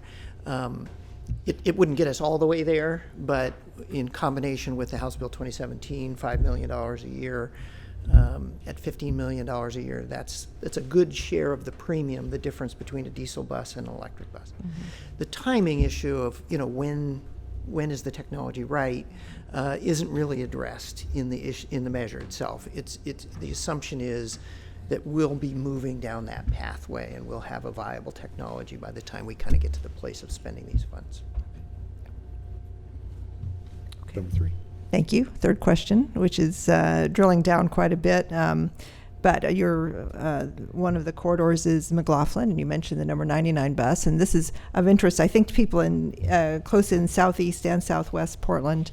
the Selwood Bridge is a choke point for commuting, and I'm pretty sure the 99 bus goes over the Selwood Bridge. Was there any? This is drilling down to a lot of detail, but was there any discussion about how to handle that congestion? Back at the offices, our council president lives down in that area, and we've had a lot of discussion with her. I don't believe the task force has talked about this, but Well, sort of two things. One is, no, there hasn't really been conversation about that choke point. Number two, the bridge was designed to be a choke point. I'm sorry if that makes anybody upset, but it was intentionally designed that way because the neighborhood did not want Tacoma to be a major arterial. And so the bridge was made smaller than you would design it based on free flow. Long term, the bridge was designed and built to accommodate streetcar. So the notion is that at some point, the Willamette Shore trolley line right-of-way that we collectively own between Metro and TriMet, that someday that will be a streetcar route into the Selwood neighborhood, and that will accommodate, that will deal with a lot of the congestion pressure in that area. But yeah, it was intentionally designed that way because the neighborhood refused to have a bigger bridge built in their area. Yeah. Good question. Okay, thank you. Other questions, comments by the board? I think this is fairly important, and I applaud you for what you've been doing. This is not easy. I guess my observations and thoughts would be that in order to be successful, we need to address a number of modes. The transportation system needs to work together. I think we were chided and abused, I think, when we were first starting to look at a bond issue a couple of years ago, that we might somehow support increases in vehicular capacity. And I think in order to be successful, at least if I remember right, looking at the polling and so on, and they won't support just a transit-only package. They won't support just a highway-only package.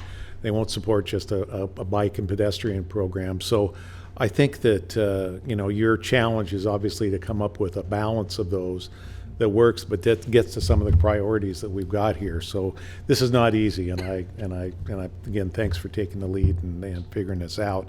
And the other thing I would say is that based on my experience, I want to follow up what Director Simmons said, is that, and I think you said it also, this is really, I view this as phase one or step one. In my Washington County experience, if you can go to the voters, tell them you're going to do something, and here's what you're going to do, and actually deliver, you have an ability to go back to them with the next phase or the next installment of this program with some successes and delivery. And I think that's what I'm hoping we do here, is we start a longer term, transportation investment program that actually goes through the decades, like was done in Washington County, that gets us to where we need. And I think it behooves us to pick the right projects and make sure we're good in our estimating. And make sure we can deliver as we say we're going to. And with those things in place, we'll be successful in moving forward in the future. So I'm there to help I could you. just finish with one of the challenges and benefits in this process is developing the right partnerships to make this work. We won't deliver any of these road or transit projects. They'll be delivered by ODOT or TriMet or a local jurisdiction. So establishing the funding process and the expectations and then delivering in partnership with our local partners makes this all more challenging, but also a much more robust package of investments. The other note I'll make is many of these corridors, if not most of the most important corridors, are state-owned facilities. So the partnership with the state and with ODOT, which is already creating some significant new ways of doing business. We couldn't run any kind of high-capacity transit down Powell because that was a state-owned facility. Just this last spring, we've gotten agreement with the Oregon Transportation Commission that we're going to use urban design standards on all these routes that are funded at the regional level. That opens up the door for a totally different conversation about what to do on TV Highway, McLaughlin, Powell, 82nd Avenue, and creates a different kind of partnership with the state about these urban arterials. And that's really exciting and I think transformational from the point of view of how we move people around the region. That's a sea change. I mean, it's a very subtle thing, but it's a sea change in terms of how ODOT views these roadways. Oh, please. You talked about the 6 program areas, and those have a very large focus, I think, on environment, and I think that dovetails very well with transportation. I guess my question would be, have you examined or looked at the third stool of that, what I would call the third stool of that leg, working with public schools and getting our children involved in this process so they have a better understanding, because they're the ones going to reap the benefits of all this that's going on now. And they need to have a better understanding of that, I believe, because we're not going to, 20, 30 years, we're not going to be here. But the children are going to be here, and they're going to be handed this. And so I think it'd be better if they were educated early on, and that was part of their focus.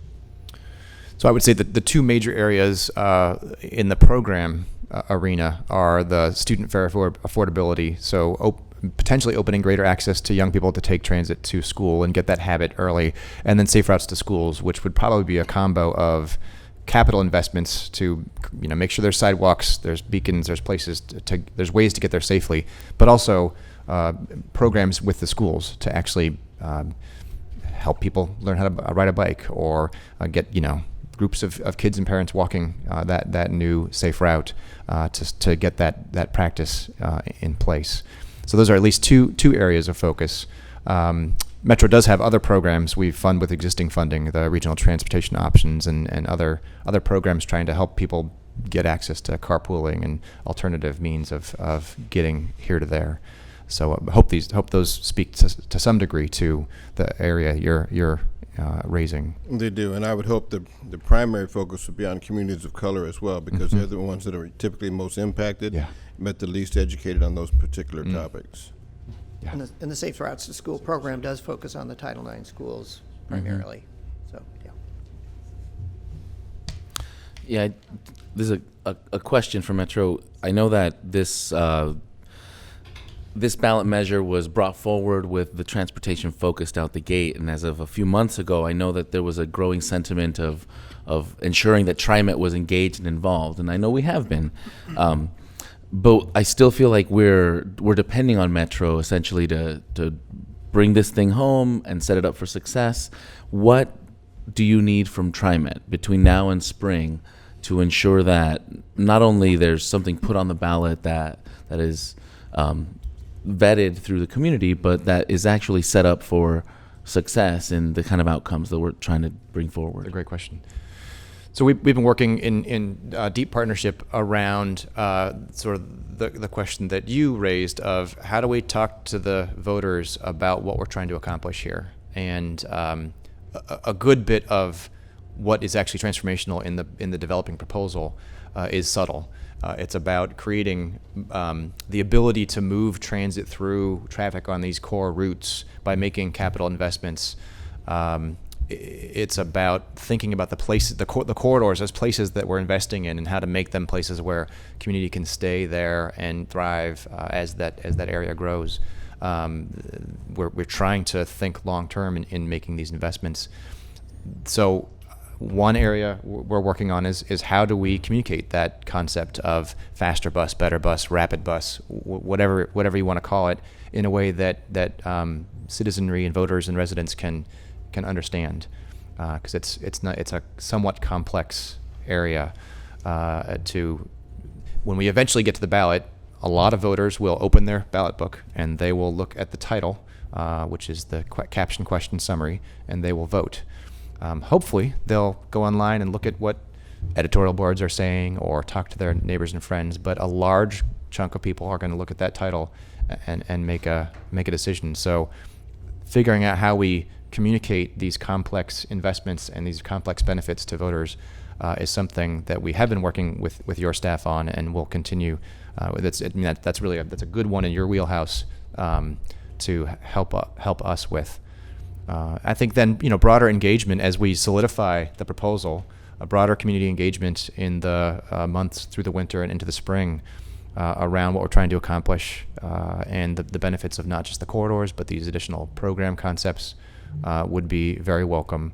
I think we're about to sort of pull together the communications staff from the various agencies to start talking about how we engage in that process, and we'd welcome your participation in that. There's a moment at which staff stop doing our work, and our council refers something, and we can provide factual information beyond that point, but others then step up and get involved in a private campaign. And that's been something that our council has always done, and I know they would welcome help and support in that. I think I can see that now since our parks measure has been passed. Thank you. No, and I think that's important. Before we leave that, I think Director Gonzalez, your point is well taken. I think we need to own this. When it gets completed, I think this board needs to say, yeah, this is a program we can support. And I think going out, we may not be able to actually say vote yes, but we can sure go out and make presentations and talk about what the measure is not. And we all have our own constituent groups and business folks that we work with. So I view that we should be part of that effort, as you point out, for outreach and education as this is developed, because it is a critically important ballot measure. I'm sorry, Director Way. Yeah, so just 3 questions that I have. First off, I like to thank Director Edwards' point around the youth, right, future ridership piece, because, they are the future, right? Students are the future of our state, of our region. And I was actually pretty surprised because I also serve on a role in my school district in North Clackamas, and I was actually pretty surprised that we didn't hear a lot in our school district about some of the things that were taking place, quite literally in our backyard, with the planning that is taking shape with Clackamas County and that particular lit. And so I think, I don't know if you can take that feedback back to the Metro folks who are doing the outreach and the community engagement, that I think it's really important to engage parents and school districts and students early on in this process. Somehow, we did eventually get a presentation from someone about the corridor projects, but it felt very rushed. So, and if we're also thinking about our who we're serving, right? As a TriMet, as an agency, my mind goes to, again, that next generation of writers that are coming up. I think the second thing that I wanted to ask is, so you had mentioned that there's right now a proposal to have 2% set aside for the anti-displacement strategy. Will this language be in the ballot, or how do you envision this connecting with voters, particularly voters who, right, may not understand anti-displacement and equity? Ooh. We just got displaced. Sorry. Someone didn't like it. There's how we do it. No. So a couple questions in there. About this is technical, but about the structure of the measure, we'll propose a pretty high level ballot measure proposal that'll probably be connected to something that the Metro Council adopts in code, some kind of transportation investment program that will include all the various requirements and the different targeted investments and the corridor descriptions, and some level of interagency agreement will need to be established prior to referral. We'll probably need to have discussion after that about intergovernmental agreements. And so the details of how the 2% concept would work into the corridors will be contained in those ordinances and in the agreements with the jurisdictions who are actually conducting the corridor construction process. And is the 2% a percentage that you feel like there's consensus on, or do you feel like some folks feel like let's do 10%, right? So do you know where the assessment? I think the feedback we've gotten is yes, do that. The SWEDS process was highly successful. It was only the process of engaging folks. It didn't include resources for investments. So probably the area to focus on, is that percentage right? Is that amount right? Is to look at, we know what the cost of engaging a committee is, and that we don't necessarily know what the cost of making the follow-on investments would be. I guess I would add, we're looking at a pretty robust set of ongoing program investments, and they include some of the kinds of investments that you might make as a result of a SWEDS-like process. So if we got that number wrong, there's probably still some resource to think about adding on to address potential displacement in corridors. Okay. Thank you. You bet.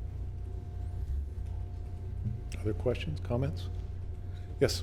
I just had a couple. First, I thank you for doing this. I think this is great. I did have a couple of questions, probably not necessarily to answer today, but maybe if you could take back to the committee. First is, how does this reconcile with the 2040 goals specifically? So there's a map that the whole region spent an immense amount of quality time on, and how does that match up with the speed and the years? The speed and the years that JPAC and the community spent a lot of time on. So that's sort of question one. And question two is, when you look at investments of this complexity and size, what's the ranking of priorities of implementation? To deploy this kind of capital is very significant. When we start to zoom back out at the region, if you look at private sector capital plus public, we've got about $15 billion over some of the same 5-7 year window. As we look at labor shortages, working with our trade partners, which are really important to make that we can ability to execute on these together in a rapidly growing region. So part of the 2040 one is also, is the team been able to look at what is the modal share we're actually getting? I think from 2015's numbers, I think we're around 4.2% transit modal share. Where does that take us? And then maybe questions for the committee to go back, but I think it becomes important that we look at other global cities, the ability to move the healthy modes of living, whether it be of transit, cycling, walking, plus others. Where does that get us on the stair step of metrics? So some of those we would have to take back. We won't be doing the modeling on like modal share until after we really settle on the suite of projects. So that will come later into 2020. But on the bigger question of sort of how does this fit with the overall plan, I mean the goal here is to jumpstart the plan, is to make some of the investments that we've been unable to make to achieve our region's goals in land use transportation that we laid out so many decades ago. Okay. That what we identified as the major stumbling block to addressing growth, to getting ahead of growth, to managing growth is investment. That was part of why we all went down in 2017 to the legislature and worked so hard to get the $5 billion investment from the state. That helps us a lot. It's part of why we've gone down to a few times to amend our land use authority to make to allow our decisions around urban growth boundary expansions to be more nimble and smarter, to be in connection with cities that are actually planning for that growth, as opposed to making expansions where there either was no city or where the governance questions weren't answered. It's why we stepped in to propose investments in affordable housing in the midst of the housing crisis. So all these things are meant to help us advance towards the goals that we've planned for, but have not been able to achieve collectively because of we've had 30 years of disinvestment from the federal government. We know that. The state is doing its part, but actually Bernie has a great slide that I've stolen that displays the challenge of relying on the state to fund our problems, which is a roadway in John Day, and then the interwoven trains and cars and boats and all the infrastructure that we require.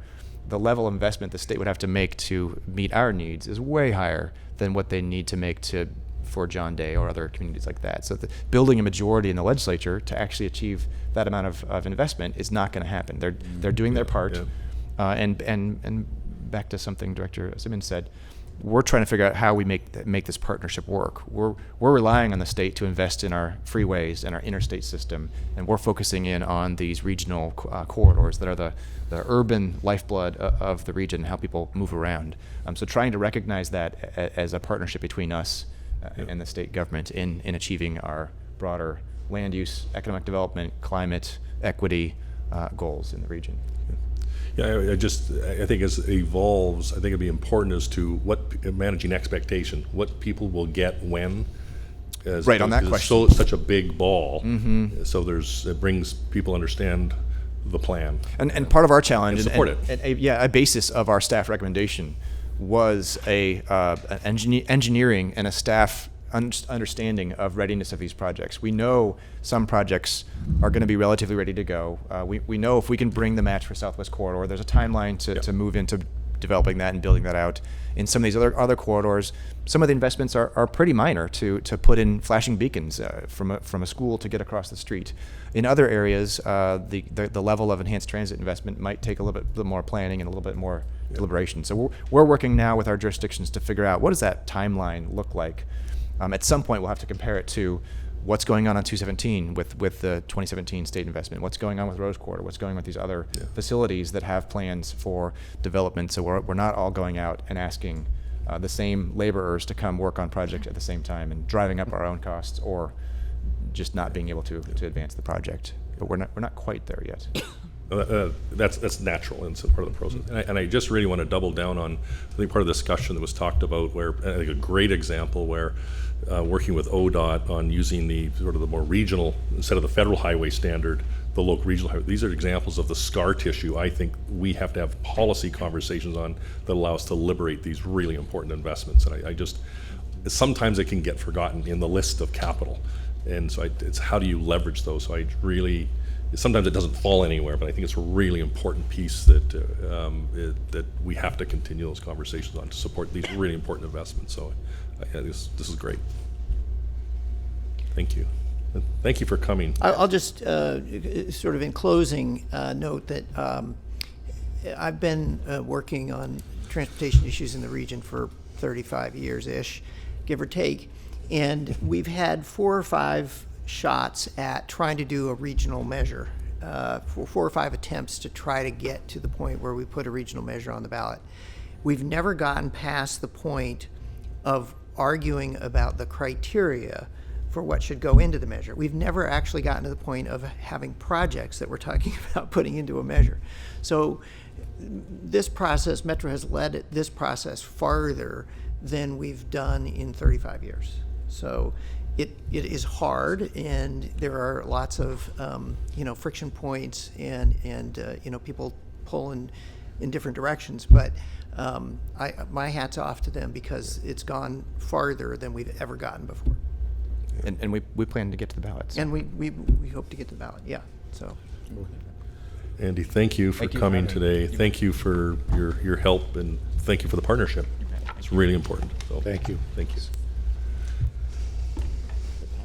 So if I look at our agenda, we're scheduled for a break. We're a little late, about 20 minutes or so late from the break. But how should we just power on here? And I think that's what.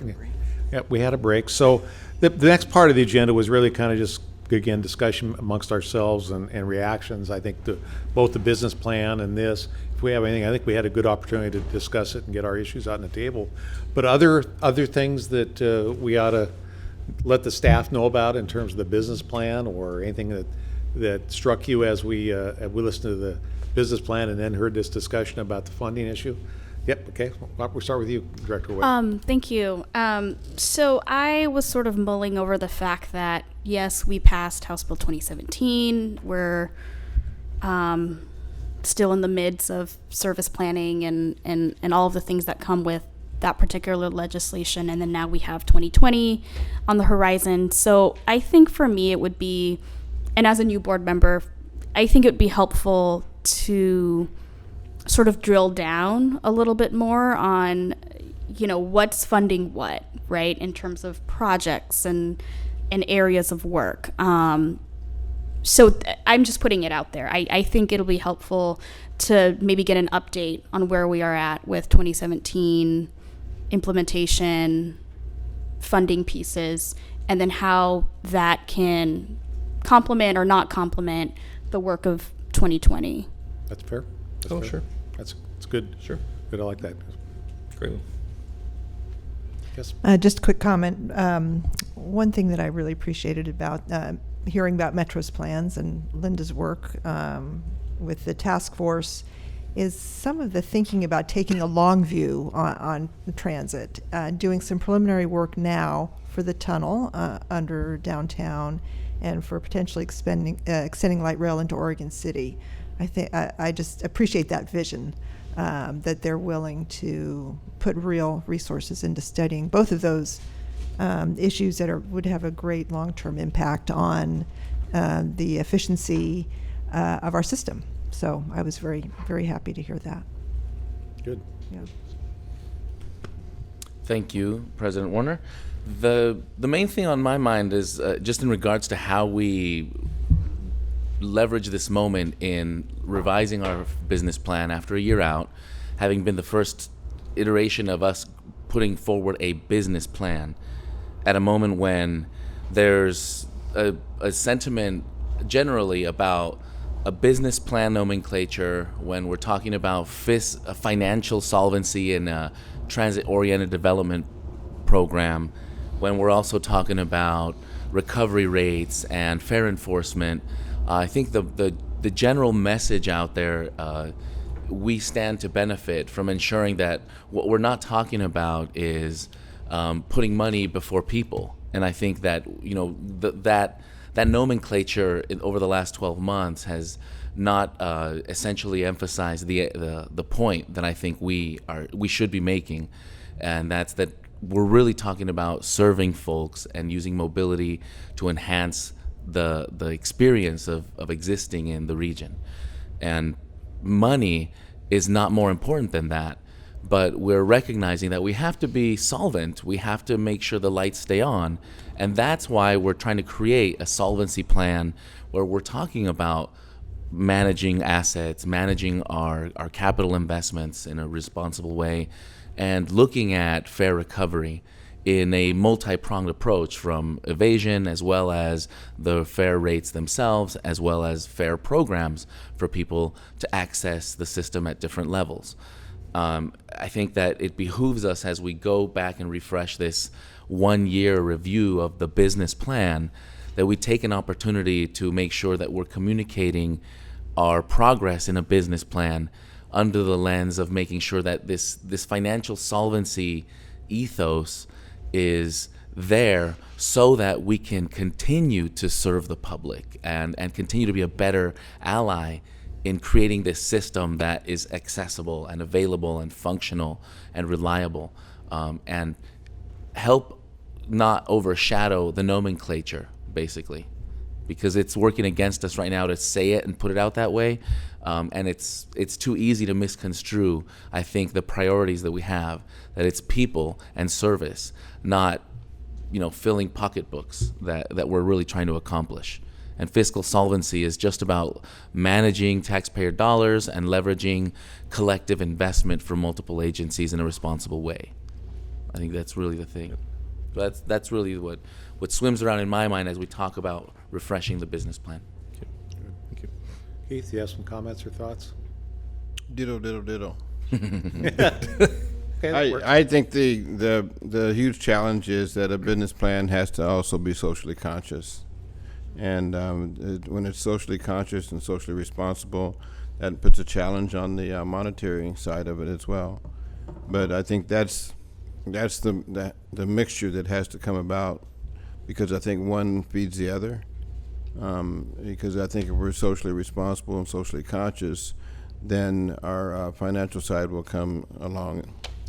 And I think that's the key, in my opinion. Travis? Yeah.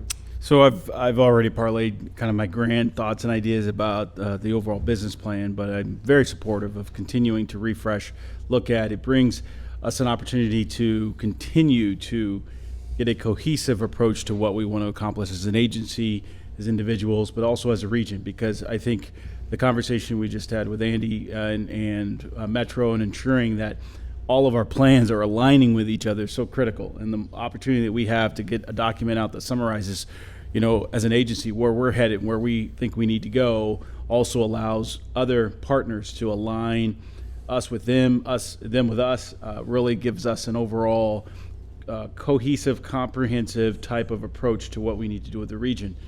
So I think we're on the right track. I continue to feel like what we're focused on is what we need to be focused on. And again, I think the refresh that we're going through is very positive, is going to continue to keep us going down the right road.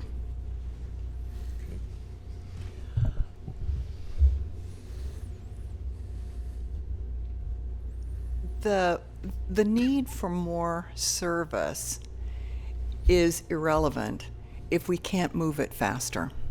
And so the T2020 bond is a way to, assuming that we have the resources to put more buses and light rail out in the system, people will subscribe to use it because it's a better alternative to driving their cars. I live in a part of the metro region where I have relatively little to no public transportation. And so there are going to continue to be people who use their cars. And so what we're looking at is a way, and we talk about increasing service, we don't mean just more routes. We mean more frequency in service. We mean more timely service, getting people where they want to go, a reasonable commute if they don't live near where they work. And so, I think the request of TriMet isn't realistic if we can't address how long it takes to move the buses through the different streets. And I think without this bond measure, we can do incremental kinds of improvements like what's happening in the city of Portland, but to do the kind of transformative transit service, it's really hinging on the 3 different counties being willing to adjust their roads, their signaling, and in order for people to actually opt in to transit. I mean, yes, I have access to a bus. It would take me twice as long to get to this meeting than in a car, but I would prefer a bus. And so I will be one of the people who would be a beneficiary of the Southwest Corridor because light rail is more reliable in terms of speed. However, down the road, it may be possible that a bus would be as reliable in getting to other parts of the city and the region. So being a part of the task force has enabled me to see just how, in many ways, uncoordinated,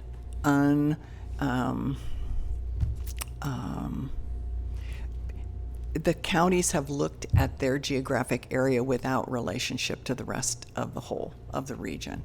And it's just amazing how many no sidewalks, no bus lane, no bicycle lanes there are for people. And so, hopefully we can get this bond measure passed, but it is going to take a large effort because it's going to require somebody to pay for it. And that's all of us. That's good.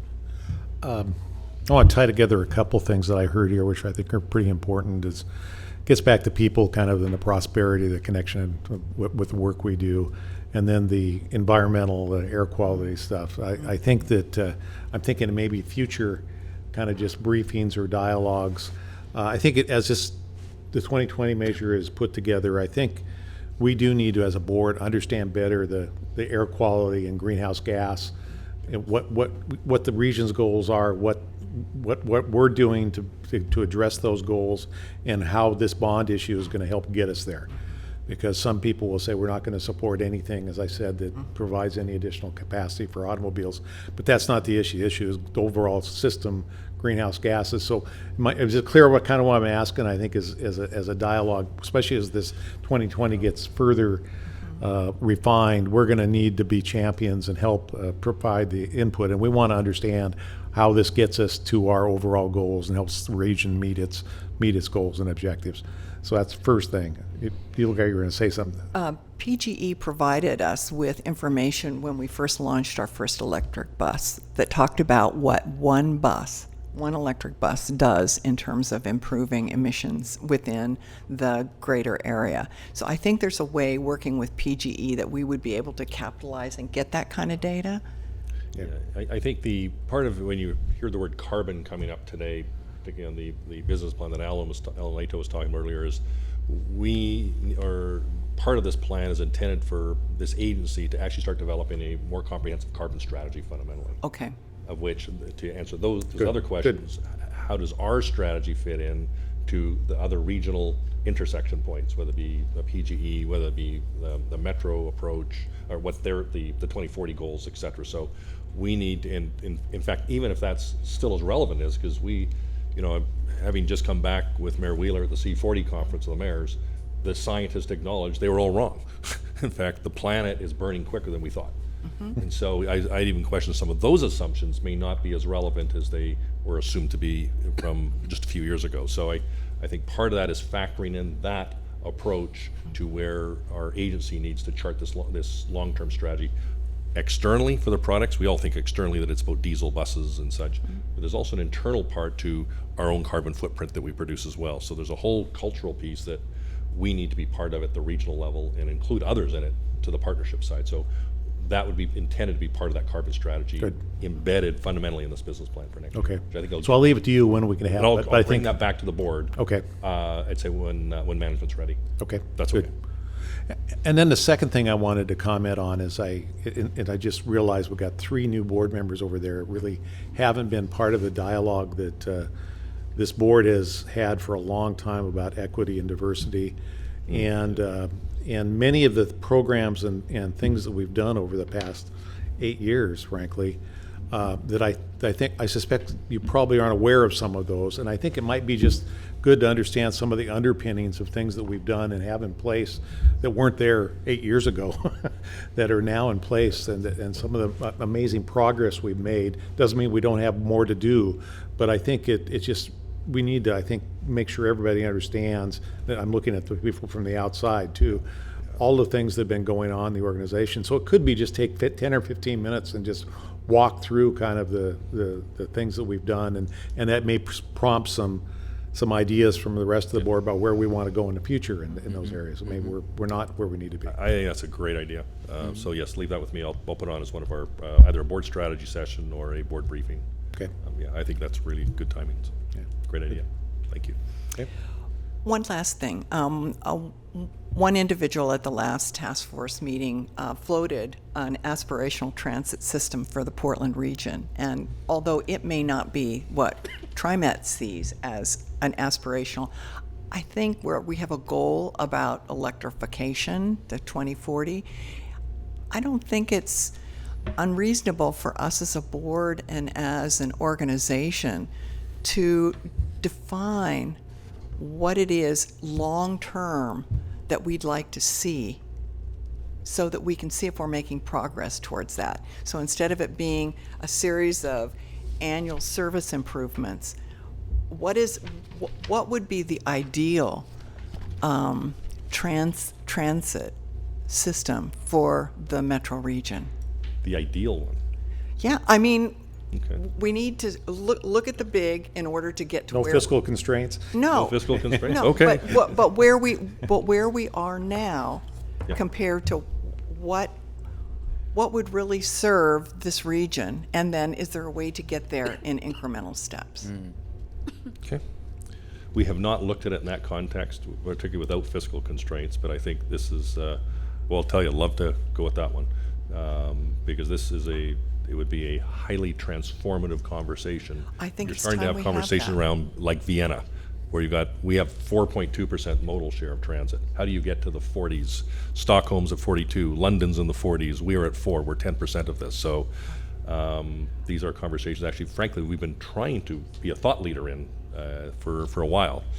Without fiscal constraints, it would lead to a very different conversation as a region. I think we need to have that conversation. Including a road diet, because we're going to have to reduce road mobility to actually get to that mobility picture of the future. So, Well, I was thinking coming into Portland, Love maybe to we work should on that. close all the roads in the city of Portland and force people to use bicycles and public transit and big parking garages on the outside of the city.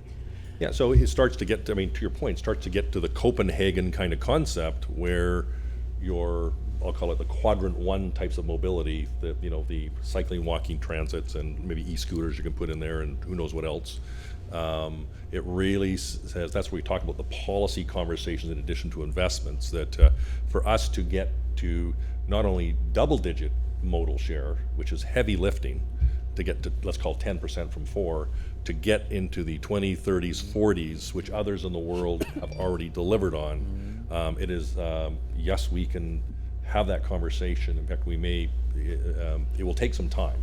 I think I would suggest that with the board's comfort, we will bring that back, the unbridled approach. But I'd suggest we not also get distracted with our limited resources on making sure T2020 is successful. Sure. We'll maybe overlay that at the back end. I just want to, with our limited hours of making sure that we don't lose sight of winning Sure, there. what the in addition. immediate So goal. we will bring back an unbridled conversation for us to have. A blue sky look. Absolutely. Okay, happy to do so.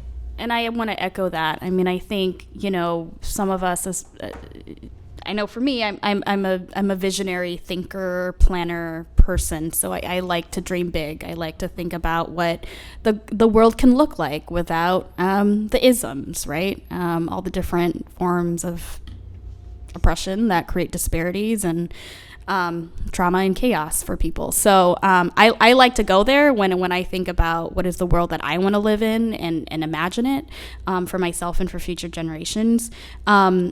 I do want to make a comment because I know that this issue has been at least, in media and a lot of people have been talking to me about it, but how we're doing fairs has been coming up. And I just want us to caution in terms of what is the sense of community that our agency is trying to create internally within our organization, but also externally when we're interacting with the public. And, I don't want to spend a lot of time right now talking about, our fair enforcers or their work or anything like that. But I also want us to be cautious of who we're othering, because I know that in society and in culture, and especially present day right now, there's a big culture, there is a culture of fear, right? There's a culture of fear because folks might be undocumented or folks might be houseless or whatever. So I just want to be cautious of who we are othering, and I'm not saying that we are, but I kind of get a sense from the public with a lot of the comments that they're making on, Facebook about particular things that our agency is not really serving them, but we're sort of harming certain communities. So I just wanted to call that out because I've been seeing that and people have reached out to me. And Doug, I know that last couple months ago, you sent out a very strong message that we also, will never work with ICE, which is great. And I think that message needs to go publicly. There are a lot of folks who, even if they have a fare to pay, they may not write our system, which is also a decline in ridership because, quite frankly, they're just scared, right? They're scared that people are going to check their documentation or ICE is going to be on the trains. And I've made it very, very explicitly clear to the people that I've been talking to about those concerns that we don't do that. But my voice as an individual will only go so far. So I think our agency needs to take a stand at that and issue some type of statement to the public so that we can assure folks that, we're not coordinating in any type of level with ICE enforcement or ICE raids. I think that needs to be very clear because, quite frankly, people and communities are scared right now to take transit. Yeah, I think that, I mean, that's a good point. For me, I know we have our policy posted on our website. It's available. We've tried to your point, trying to come out strong on this. It doesn't seem to go away. And so we have more work to do on this. For us, the position is so unwavering clear. You don't have to remember it because it's just the truth. It's easy. And so I think I'm gonna have to talk to our team saying, what are those other ways? Is it an editorial board review I need to do, or some other instruments to maybe even ask the media, then how do we, and plus all the different points of contact we all have, I think we're gonna have to keep working at this, and this whole ICE discussion, because it's so wrong, and so yeah, we're gonna have to keep at this. But it's gonna be, whether it be at board meetings, whether that be even questioning some individuals who spoke in this very room, and frankly, calling them out on it, because there's others who are perpetuating this. Right. And right. that is, perpetuating something that's an opinion is fine, but perpetuating something that is intentionally factual is frankly it's dangerous. Yes, and thank you, and that's why I wanted So to that's raise why I wanted it, that's to why I correct. called it out at that board Yeah. meeting. So I think let me take that back, Director Way, and think about other ways to get at this that maybe we're not penetrating as we need to. So thank you. In the vein of messaging, I just had something that's not really a strategic conversation, but it is certainly time sensitive, and it's around the recent campaign of putting out the message of being responsible to paying fares in the system. And I don't know if it came across the desk of other folks on the board, but it certainly flew past mine many times in the disconnect in the ad campaign about encouraging people to pay fares. I think there was some unfortunate messaging that came out that implied the social stigma of othering, and there were several instances of folks feeling like there was some shame element of people that don't pay fares are like, and There was an ad campaign that got a lot of, I would say, bad reaction, and I know that there were even vendors out in the community that were approached about helping put some of this signage out, helping distribute some of the collateral that had those messages on it. And the reactions I got were quite unfortunate, frankly, in how folks interpreted those messages, and now how some of that collateral's been utilized essentially to, I would say, further the confusion about what we're trying to accomplish, which is responsible use of a system. And I don't know. I don't know if it came across anyone else's desk, and I don't know if the agency has thought at all about that campaign, whether it's something we need to pull back, revisit. Has there been any discussion within the agency? I see one head nodding, but I know that it came out in several kind of avenues of, what's TriMet doing? And it was hard for me to say, oh, yeah, I totally see what we're doing. I get it. And I didn't have a good answer for what we're doing in response to that sort of reaction. Sure, and I'd be happy to address that. Because we were going out on the street with some additional fare enforcement personnel, we wanted to alert the riding public to that. We didn't want them to be surprised. We wanted to say, hey, there's going to be more enforcement on the system. You should think about paying your fare. We worked with our ad agency and came up with a concept which we thought was intended to be a little bit light. It wasn't intended to be like, hard-nosed. It was intended to have some humor to it. Mm-hmm. The problem with humor is when it works great. When it doesn't work, it really doesn't work. And so when those ads were running, for folks who aren't familiar with the ads, they were essentially, don't be the guy who comes to the potluck without your casserole and, pay your fare. So they were received negatively. We pulled them within a couple of days. So they're no longer up. They weren't broadly implemented. They were mostly on our online presence. But as soon as we got the negative feedback from folks, we pulled them. Thank you. I wasn't sure if that's what happened. You know, some you got some hits and then you have some misses. And you just have I to say, understand. okay. Maybe the new state- ad agency next time. That's a good. They've done some really good stuff for us as well. Yeah. Lori.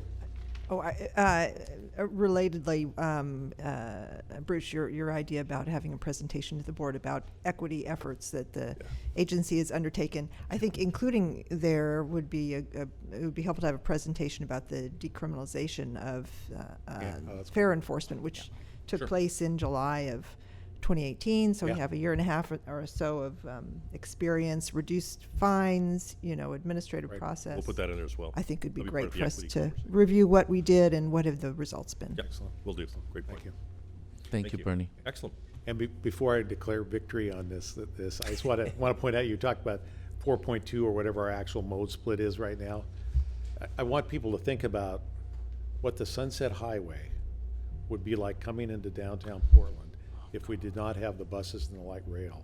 I think the last statistics I saw were like 55% of the trips to downtown Portland during the peaks in the morning are other than a single occupant vehicle. Correct. And I know I'm on those light rail vehicles that are packed, standing room only, at about Beaver or 185th Avenue, and also going out. And I can't imagine what the Sunset Highway or downtown Portland would be like without transit in those corridors. So 4.2 may be a overall average, but if you look at, all my point is there's key corridors where we are making an unbelievable difference in No terms of question. people's commute, and they take it for granted, and they shouldn't, I guess, is what I'm saying. And it's how do we do that else as many places we possibly Exactly. can. So it's Exactly. how do you emulate where those examples of successes are, and just to leverage the dickens out of it. So What's going on next to, I know we're doing elevators in the Sunset parking structure, but what's the construction that's going on just adjacent to it? oh yes, so the Sunset Park and Ride lot. Right. Okay, so yes, that's that property is owned by Peter Courts. Yeah, the Peter Courts, and we have given them an easement which they gave us many years ago. Okay. We kind of let them. They're actually building a parking lot that is going to be a charged parking lot, and that's part of we're testing it with them to find out what the elasticity of demand is around paid parking. Because that is such an overflow. I mean, Correct. that parking lot So this is great. so we started this conversation with them about a year ago. So what you're seeing now that's worked through the Beaverton City Council and the partnerships is exactly that, is a way for us to start to allow to manage, to test demand, because it is full to your point, but also the elasticity of pricing. Yeah. Charge parking for parking, because right now our system is free. But they would manage that in a private venue rather than us as a agency. I know in the Denver area, outside the city core, they have paid parking. Correct. There's many agencies who do have paid parking, and this is something I do want to have a look at for our agency over time. Because we do have some parking constraints, which is one of the inhibitors for some people who do need a car to access the grid, if you will, of the system. So, but there are many systems that do have paid parking. Going once, going twice. We're done. Thank you very much. This is informative, and thanks to the Thank board you. for the Very good. dialogue and the input. Yeah. We are Thank you. adjourned. Excellent, thank you.